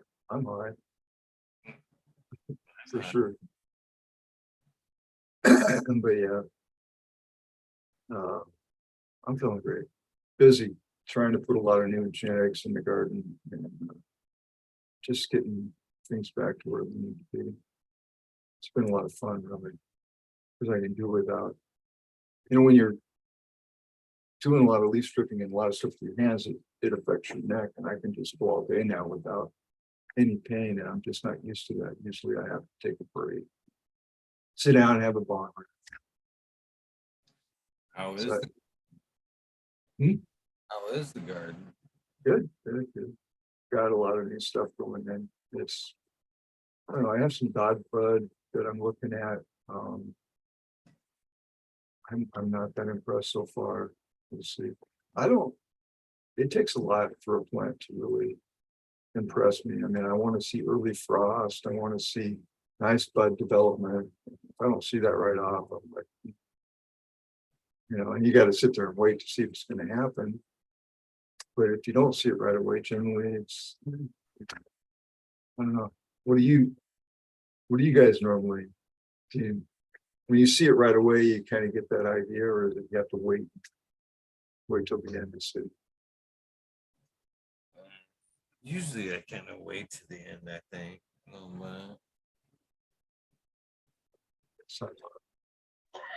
Depends. Some are early. I could see it from the hair. Right from the hair, I could tell that one's special. Now, some of them takes till the end.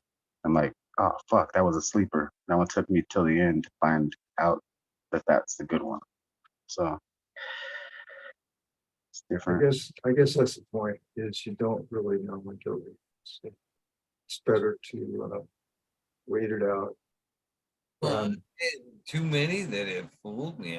Every time I think that's the one, I had a star dog that I had high hopes for. Man, it hit all the buttons there. Nice buds, they're nice stacked, pretty, smell good.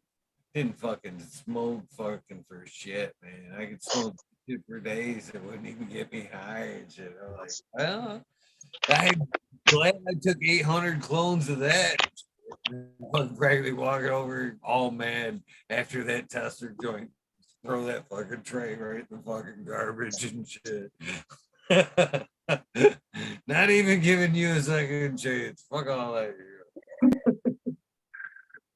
Yeah. Patience. It's not my biggest attribute. I always want to speed shit up if I can.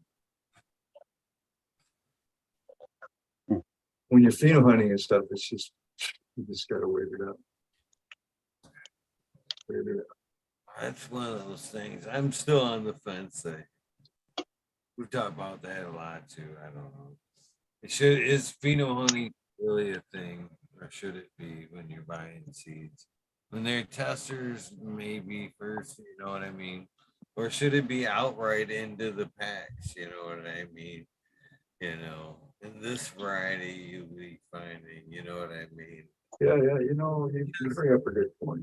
There's a lot of people, I don't know, you kind of fall in love with, I think, sometimes with the F1 idea where you have all the varieties and you're going to find that superstar. But you do it for a few years and you don't find any superstars, you kind of start to go, shit, maybe that F4 would have been a better choice. At least it might look like the picture instead of something else.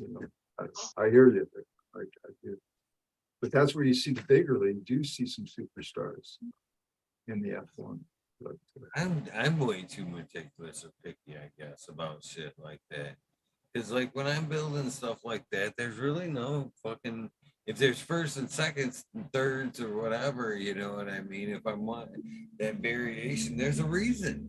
You know what I mean? There's always that number one. I chose number one for a reason, you know what I mean? And I guess if I'm not knocking any breeder or anybody that does pollen or anything else. These views are mine and mine alone. You know what I mean? I'm not trying to enforce it or steal it, but these are my thoughts. You know what I mean?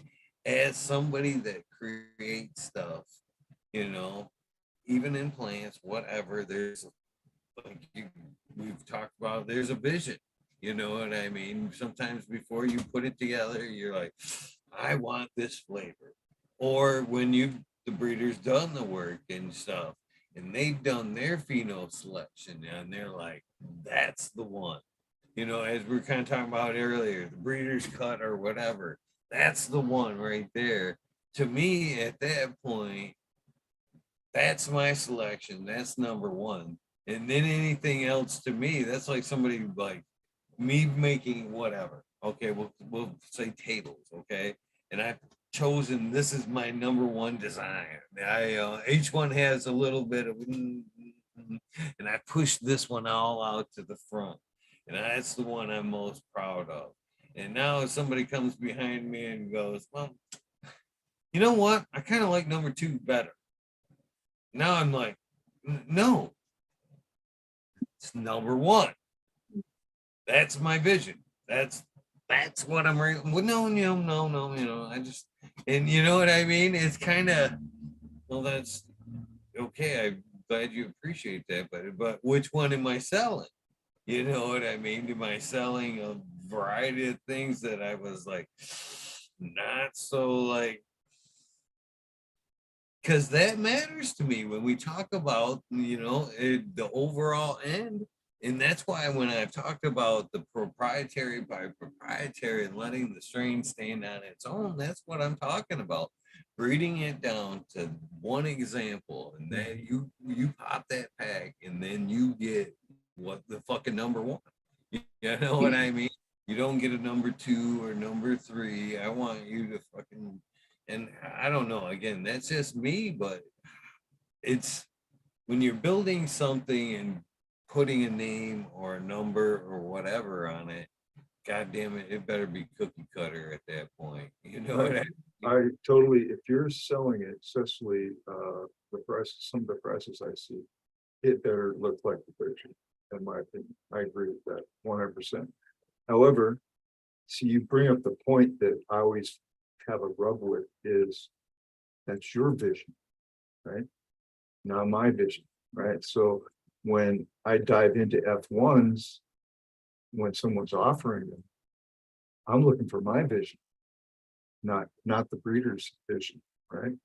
And I think everybody kind of I think that's where you get into people like a little bit of thievery going on where this doesn't even look like the picture, so I'm calling it this and I'm going to take credit for this, right? Instead of just recognizing this is a different theme of the one, right? But when you're selling, when you're asking the dollars that people ask for beans, I agree. I think they should somewhat look like picture that you're depicting. It should fit the description that you're mentioning. And even then, you're going to have people that are going to complain. See, I don't, and I've said this many times, is I don't really view selling beans as a win-win. I mean, you're rolling the dice, you know what I mean? So hopefully you got a couple of really good dice that have been put together that you can roll that's going to get you as close to a 7 as you're hoping for, right? Does that make sense? And so it's a great issue. That's why I haven't really jumped into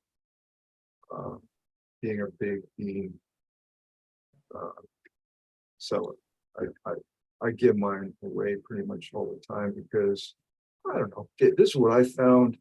I mean, if you have a bad experience, it didn't cost you anything. So, you know, it's not. You've had given away a ton of beans on this, and that's why I hate talking this people that breed because it directly relates to them. You know what I mean? No, like dude, I resonate with what you're saying, but it's just also the very reason I don't do it is because it's not really.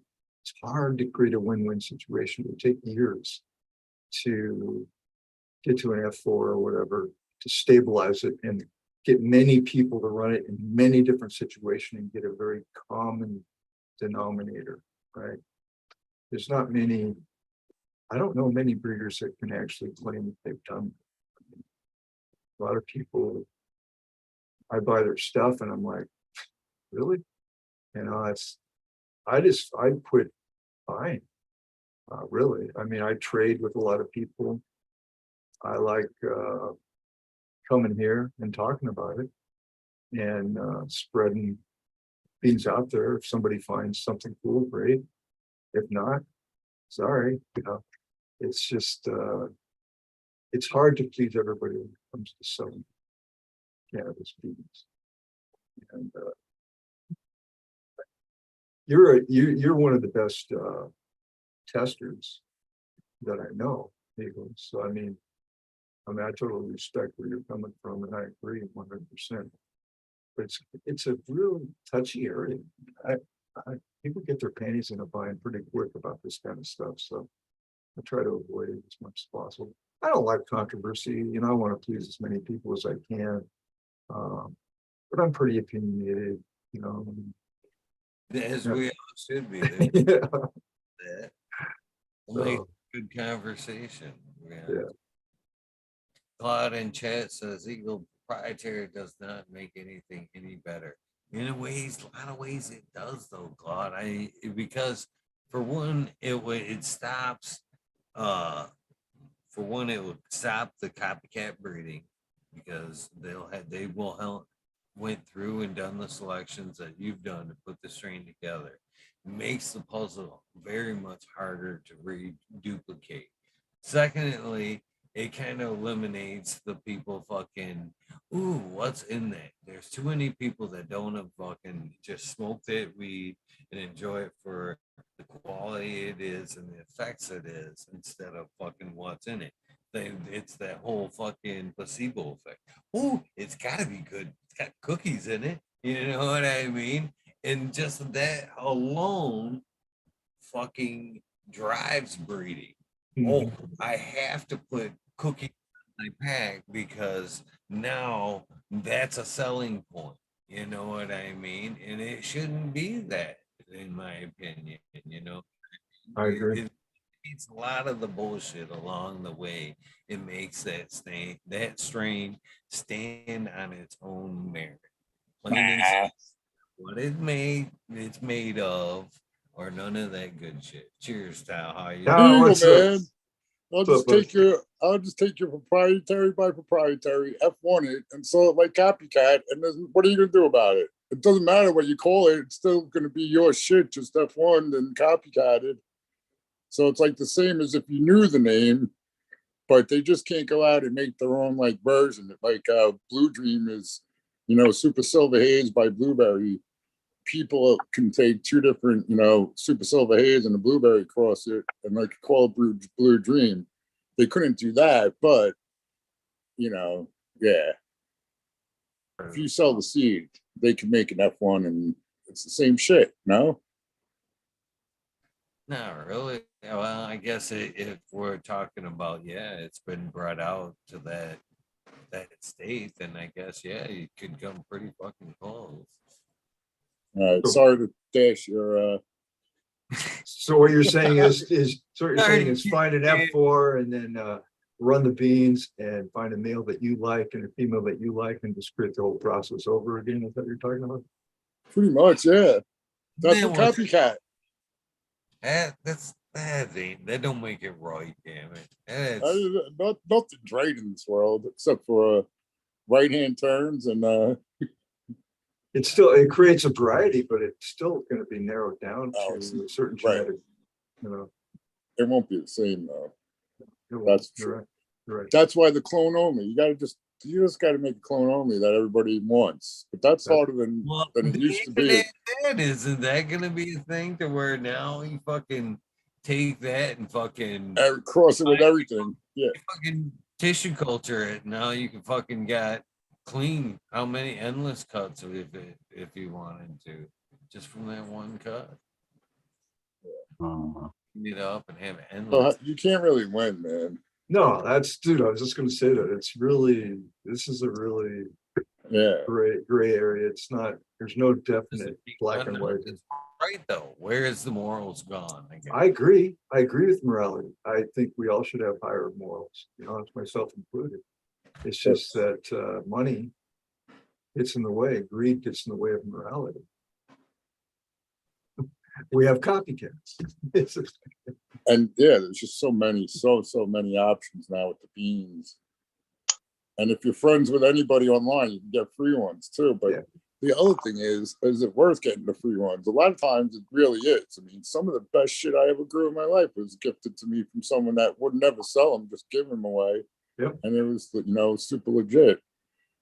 But on the other hand, then there was some I got that, every third plant was a herm. And I'm like, thanks a lot, dude.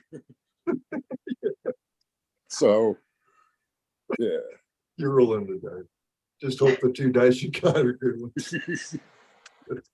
So, Tommy Tricombs there in chat wanting to know who's going to Big Clouds this weekend. I am. All the weed nerds that are going and camping need to fucking unite, organize. So we got one good fucking campsite. Fucking Dude, I think Tommy Tricombs won a couple of some sort of, I don't know if they were cups or he won something, right? Ask him, he's in chat. I'm asking him right now in chat, I guess. Yeah. What'd you win? Yeah, what'd you win? Yeah. Rat, I'll DM you. He doesn't want to tell us. He's being humble. I'll be there. Let's party. Somehow I knew that would happen. Last event, we were only quasi-organized, and we just happened to be able to put like 5 or 6 of us together. We had like an alternative, like we could go to the fucking festival and hang out, do our loops and whatever, and fucking head back to the campsite and fucking party and smoke at our leisure and campsite and shit. So that's what hoping to do this time, is organize a nice little camp for the weed nerds within the camp. So again, let's organize weed nerds. That's all I'm saying. Let's party down this weekend. Awesome. Wish I lived closer. Me too, Vegas. That'd be fun. Yeah, I don't have much going on here in Oregon. I guess there is. I don't have a lot of local growers that I know in Oregon at all. It's mostly back east, mostly from your show. It's the growers that I think that's cool. Like I said many times, this is one of the greatest gathering places in the cannabis community. It really is. People are, for the most part, pretty friendly. And I didn't mean to step on any toes. But if you want, if you want to poke, I will. I'll be tickled. I've always argued the fact that's the way I was raised, man. To be honest with you, group of guys where we fucking did whatever, fucking we partied together, we fucking fought. I fist fought with a lot of them guys. Literally fist fought. I mean, black eyes, bloody, fucking fucked each other up. Well, a few of us had to go to the hospital at the end of the night.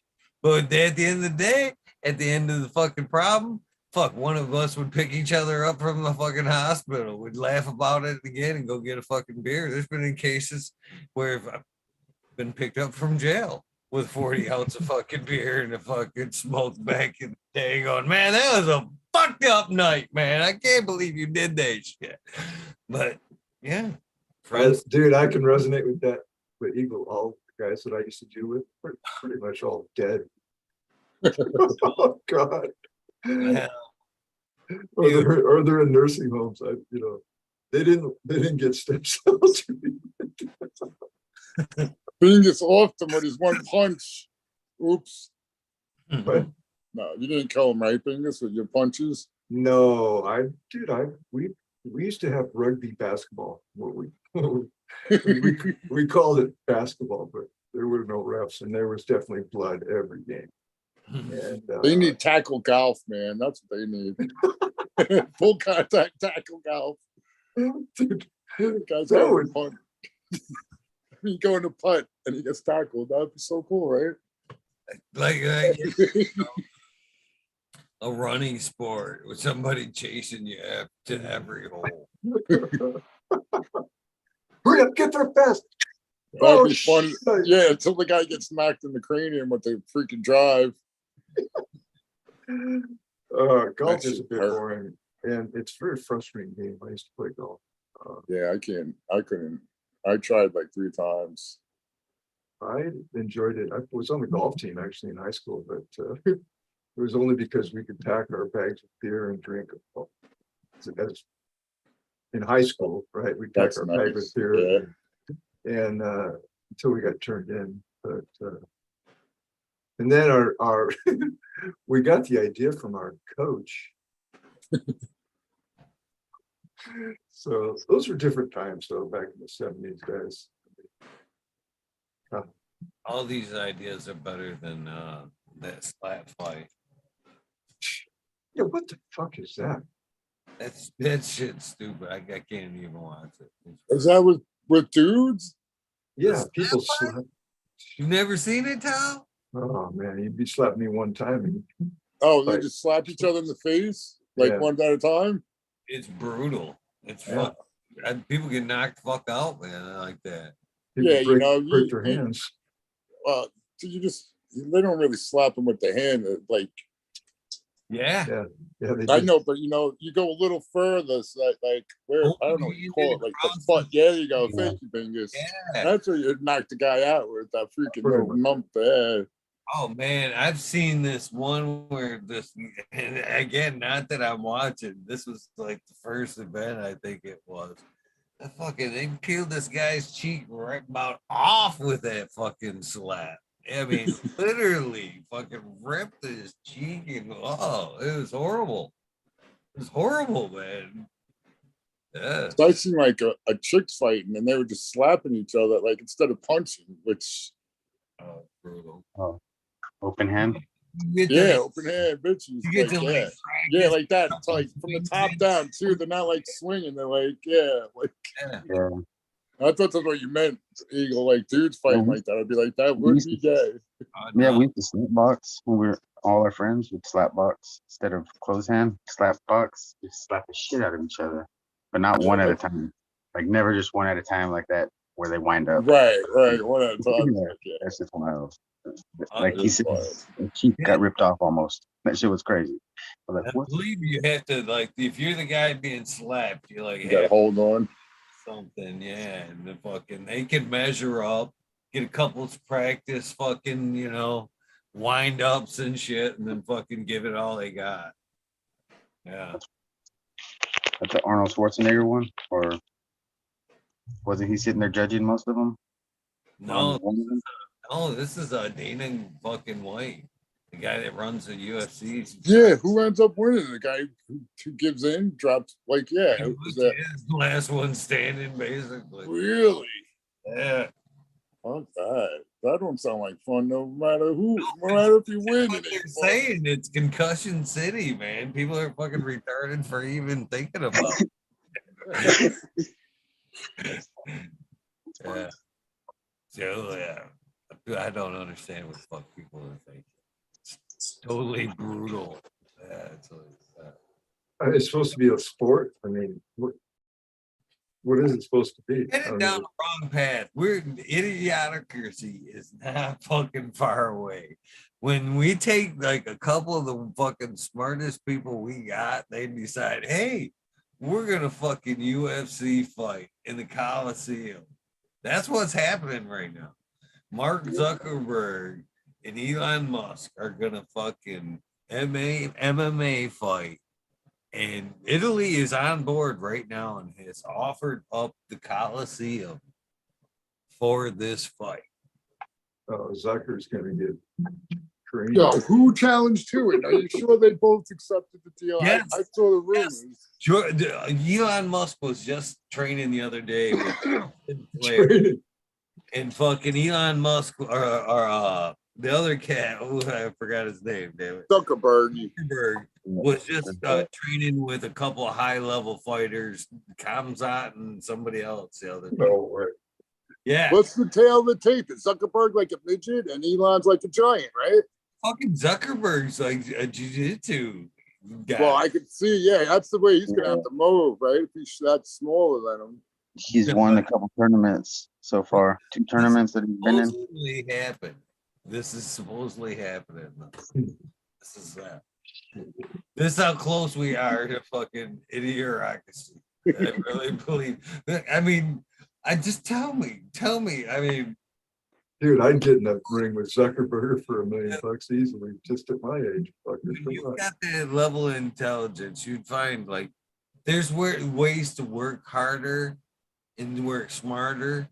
You know what I mean? When you're lifting something, a little bit of leverage, you know what I mean? Now a little, you know what I mean? You get smarter and learn. You would think when you've kind of hit that level, you would think like, I can make things happen without actually, taking shots to my head. Yeah, but out until I can't fucking remember my name. Yeah, you know what I mean? Maybe they both are like, I was a freaking girly man my whole life. I need to prove to the world I'm a man. Gonna do just circles and shit like that and shit. Is the fucking technology going on? They're gonna be like, hey, I like toys. Is this Wait, virtual? you know what? Elon Musk is gonna send in the AI robot that he's building to fight for him. Fucking revenge on Facebook users and shit. Oh no. Is this like in the metaverse, or is this going to be a real thing? This is a real thing. This is happening. I don't believe it for a second. That's all hype bullshit. I don't believe it. It's all hype, but it's happening.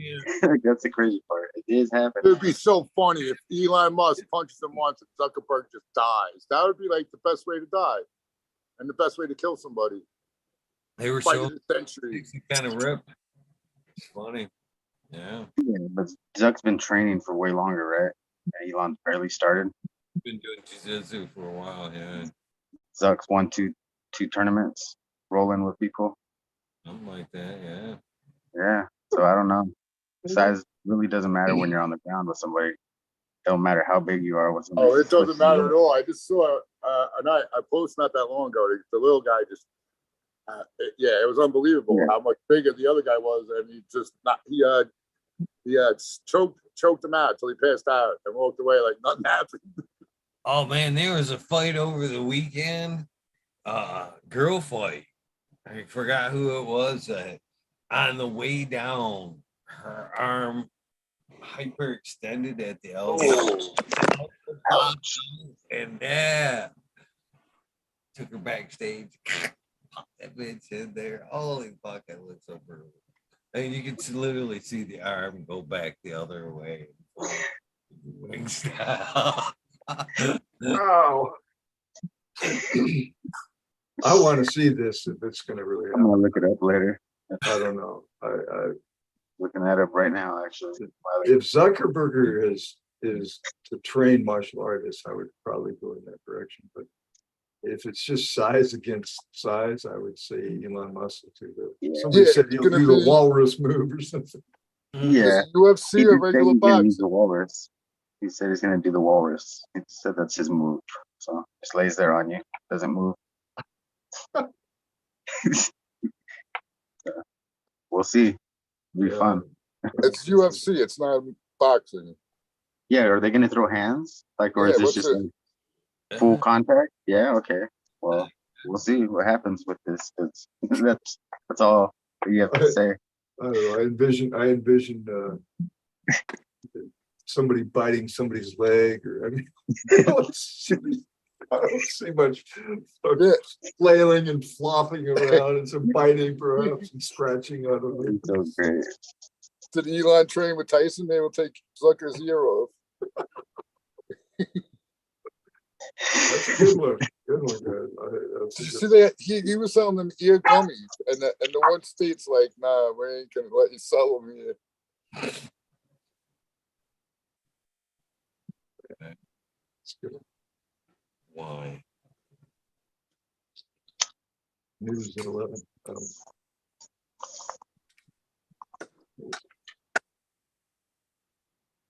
What are you smoking on tonight, Tal? What's I got now? I forget now, actually. It's just straight up time rack. Yeah. Which is fine with me, but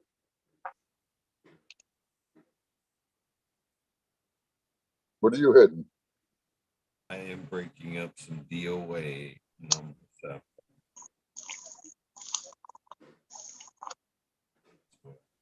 That bong's too little, green fingers.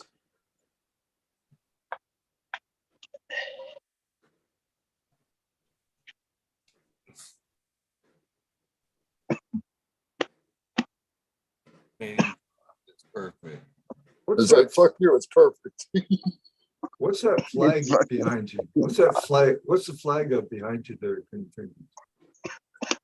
Bob Marley and Jamaican flag. Oh, okay, there it is. I see. Right. Caught me on a choker. Choker. Oh, must have been good. Jesus Christ. Yes, son. I got it. Yes. Right there. I got my catch. Lightning bolt strikes me. With the recovery from the stem cells, if you just go on Tao's fucking 1 cookie a day, you might just live forever nowadays. I don't know forever. I do want to live long enough to see my grandson get older. I'm pretty happy about the new addition. We named him after my father, who had blonde hair and crystal blue eyes. And my grandson has Japanese and Hispanic in him. And he's got auburn hair, and it looks like he's going to have crystal blue eyes, which I just think, wow. The old man's making a comeback from beyond, you know, it's reintroducing himself into the world here with my grandson. That's pretty wild. It is. Now I actually have somebody I can say Happy Father's Day to in my immediate family. Since my dad died, I can say it to my son now. And say it to yourself, Bingus. You deserve a happy Father's Day. Thank you. I will.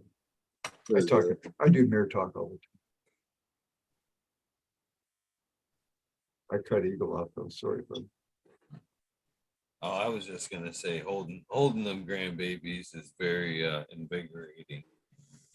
Very good charge. The batteries all on it. So it's emotional for me, dude. I started crying. Tears started coming out. I couldn't believe it. I was like, wow. But I'd see this, you know. I mean, I had such a bad example of marriage, and I'm surprised either of my children decided to have kids. I can relate. Yeah, I was a kid trying to raise kids, which I wouldn't recommend. My oldest boy is 43, so he waited and has a lot better handle on life than I did at 21. I need to go back and look at that never list. Because so far I've heard they're 2 for 2. I'll never smoke weed. I'm never having kids. A couple of them are 2 for 2 already. I better go back and check that list. Yeah, my oldest boy has changed a lot. Both my older boys have changed quite a bit. I'm exactly the same as I was in freaking my dorm room in college. Really? Exactly the same, except minus the booze, which changes everything, actually. Yeah, it really does. I can say that about my older ones too. They just knocked off the drinking, all the partying. We used to do a lot of poker stuff, and we don't do that. That's kind of a dangerous realm to get sucked into. Lots of drugs, lots of alcohol, a lot of people want to kick your ass because you took all their money. It's not all ain't all sunshine and rainbows, you know? Like poker. Yeah, now it's even more crazier, I'm sure. Everybody knows how to play. Shit.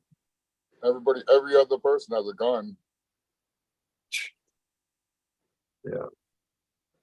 Yeah, it's hard to find. Well, even we started changing games like playing Omaha, different versions of poker, trying to mix it up but it got to be where pretty much everybody was decent, right? And if you're playing tournaments, of course, it's all about luck, but we used to like to play cash games and just muscle people with large stacks of money, right? You take a few thousand from somebody, they may smile and say, nice hand, but they really want to kill you. They really do want to kill you. So that energy doesn't just go away. It's not cool. It's fun though. I mean, I like to play nickel, dime. Yeah, there you go. Nobody gets hurt. You lose $50, you ain't gonna shoot someone over that shit. No, it's like I've heard stories actually. I haven't seen it personally, but I heard stories of like people having a painting on the wall with the glass thing. Oh, yeah. Slanted just right. You can see everybody's hands from one side of the table, shit like that. And when I was a kid, I actually read books on how to cheat at playing cards. I could bottom deal. I could cheat pretty fucking good. But they have these cigarettes where they have a little mirror that you put on the filter tip of your cigarette. So as you're pulling the card, you can see every card you deal.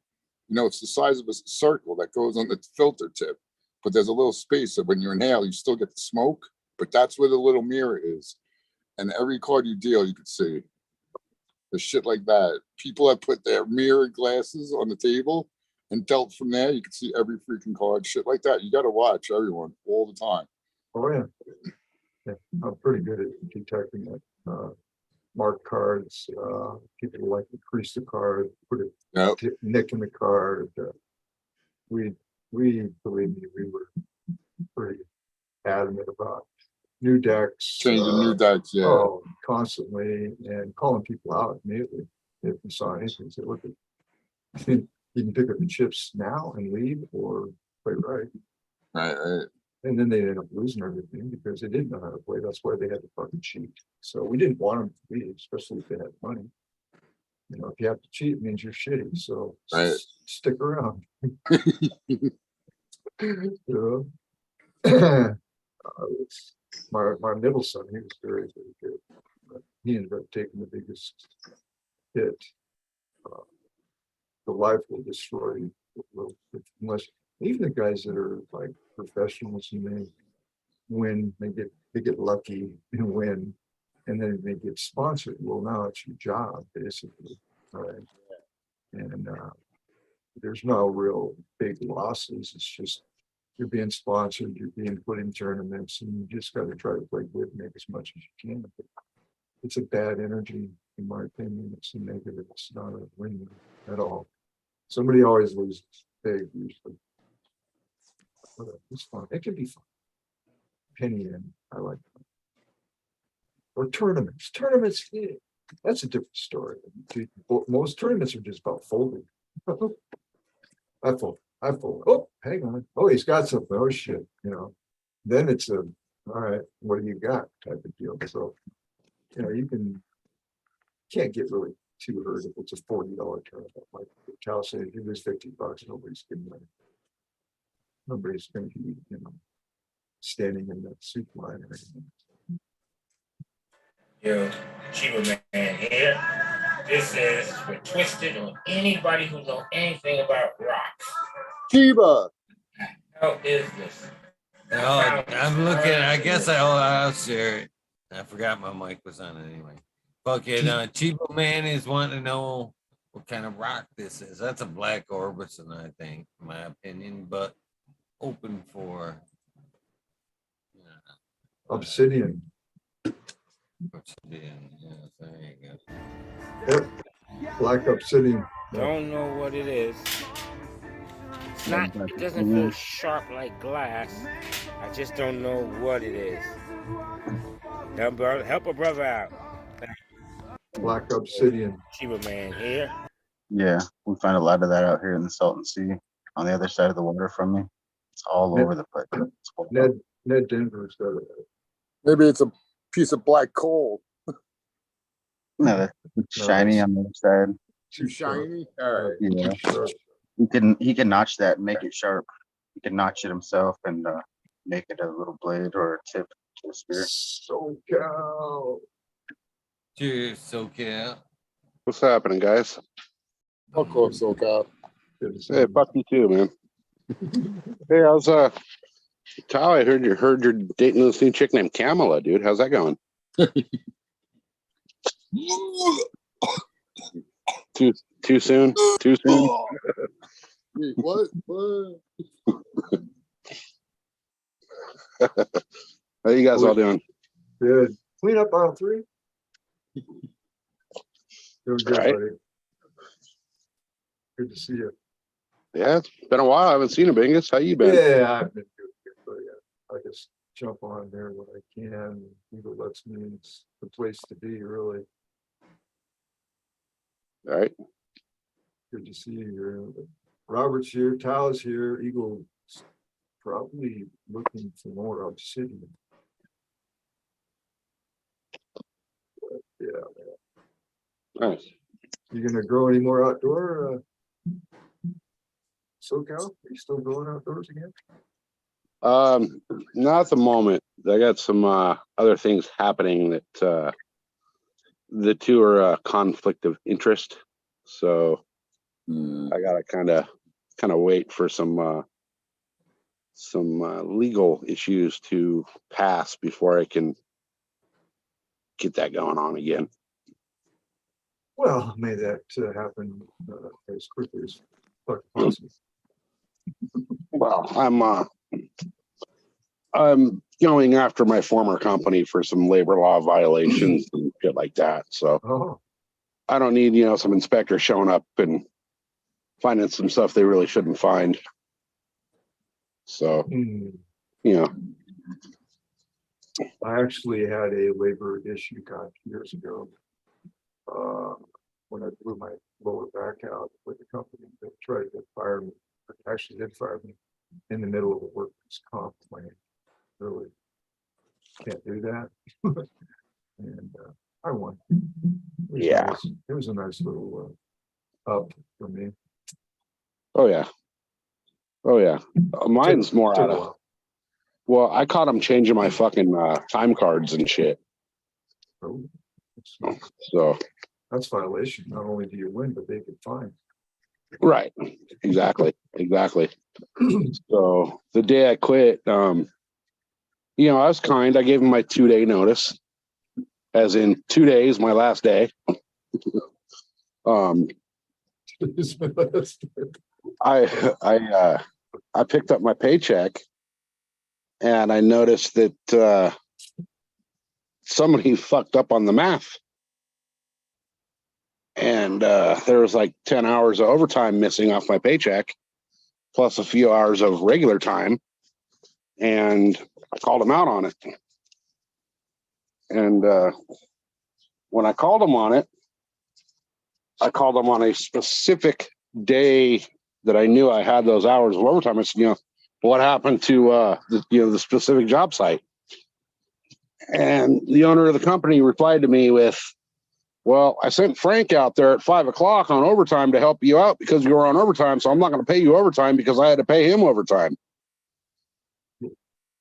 And that's when I reached into my pocket, pulled my wallet out, handed him the company gas card, the keys to the company truck, the company phone, and told him I'm done. Fuck you. So I also told him at that point in time that, that's a violation of California Labor Code 224.6, line 3, right? Go down. And they tried to tell me that Labor Code did not, his exact words were, that Labor Code does not apply to labor workers. Excuse the fuck out of me. How does the labor law not apply to people doing labor? So is your attorney happy? Is he happy? Is what? Is your attorney happy that he's involved? Oh, I don't even need an attorney for this. I need to fucking file the thing with the fucking labor department, and they're taking it all up. Nice. Because it's an egregious violation. Plus, I got him on that. I got him on. I even told him to his face, like, all of the labor codes that I have him on. I got him on ADA code because I'm diabetic. So they would tell me shit. Like, I'd call them from a job site and be like, look, I'm done here, but I got to take lunch. My blood sugar's crashed and I'm getting really shaky. I need to eat. They told me, get in the truck and drive to your next job and have a candy bar along the way. So I got them on that. And then I got them on the, for all you out there that work for a company, listen up. If you do not get a lunch break, you are entitled to 1 extra hour of pay for every time you don't get a lunch break.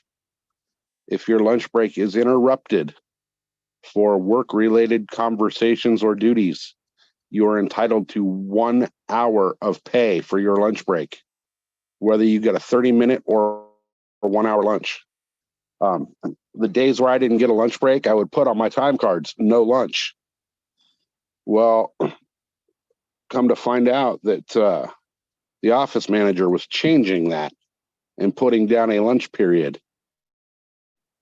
And when I confronted her on it, she said, well, whether you took lunch or not, we have to have on your time card that you took a lunch in case we ever get audited by the state labor department.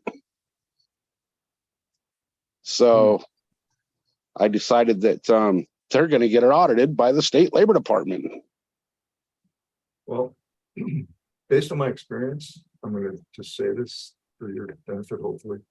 I definitely get an attorney because these labor laws, without an attorney, kind of lean towards the labor, the person that's the company, the corporation, per se. And if you don't have an attorney, they can push you off into oblivion, right? That's why I thought too, I could jump right in. Even to get through the investigation that the state does, it requires that I have an attorney, or they will just, nothing to see here, thanks, have a nice day, right? Because it costs the state money. So anytime you are going to make the state pay, an attorney needs to be there to make sure. And if the attorney is a very experienced attorney, they're going to settle it faster because it's going to cost them more, right? Oh, The yeah. attorney is going to drag it out.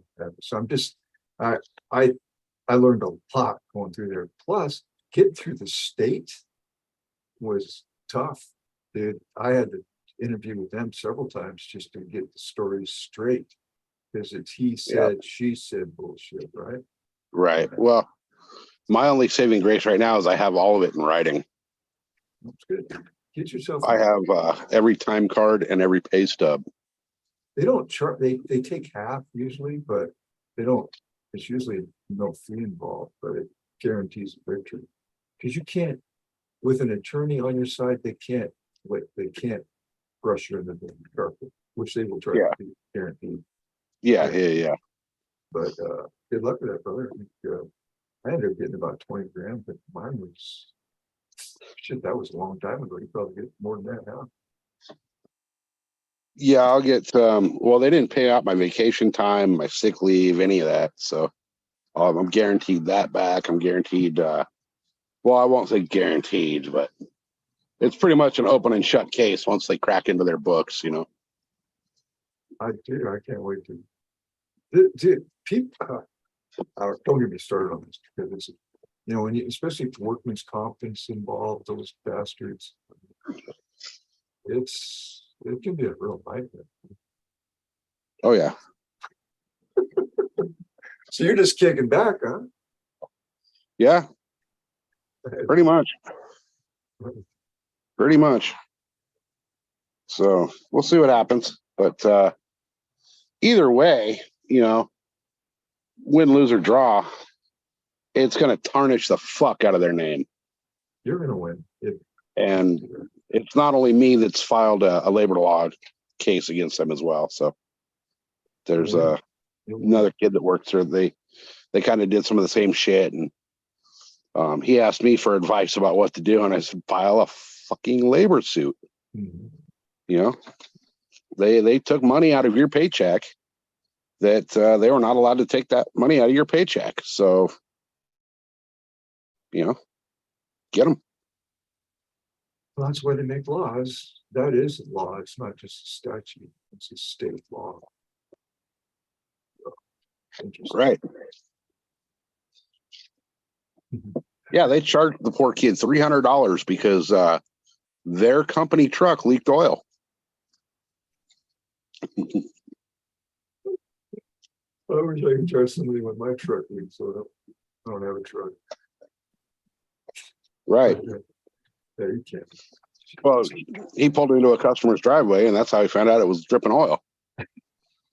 Drove his Successmobile and drained oil all over there. Right. But I got him on more than just the not paying the overtime and rearranging my actual hours that I worked.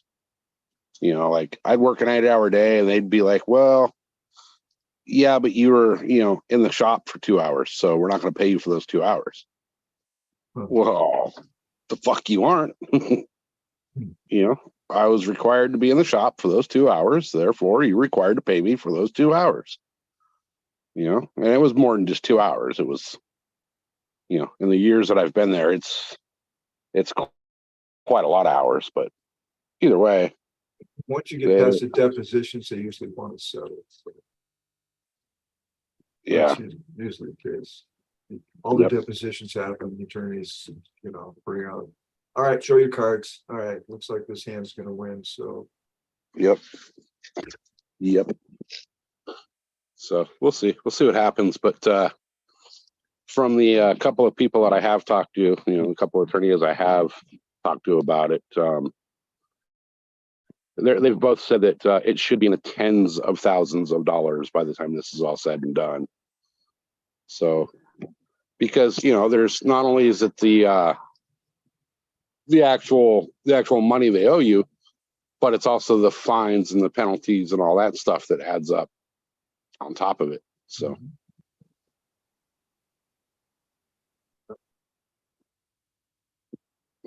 But just the ADA law alone, that right there is fucking huge. Yep. So we'll see.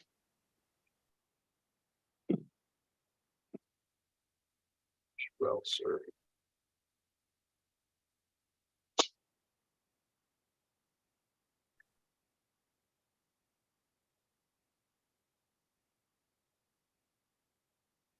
Double muted.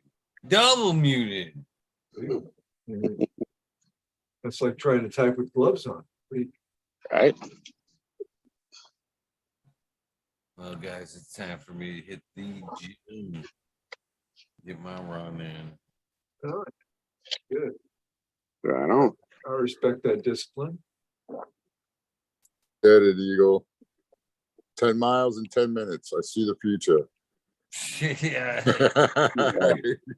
Flash. Yeah.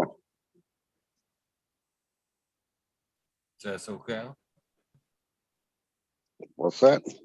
I thought you said something, my friend. Oh, it said if you can do 10 miles in 10 minutes, dude, you should have a bunch of gold medals around your neck. Yes, sir. He's on his way. Right? Never at that speed.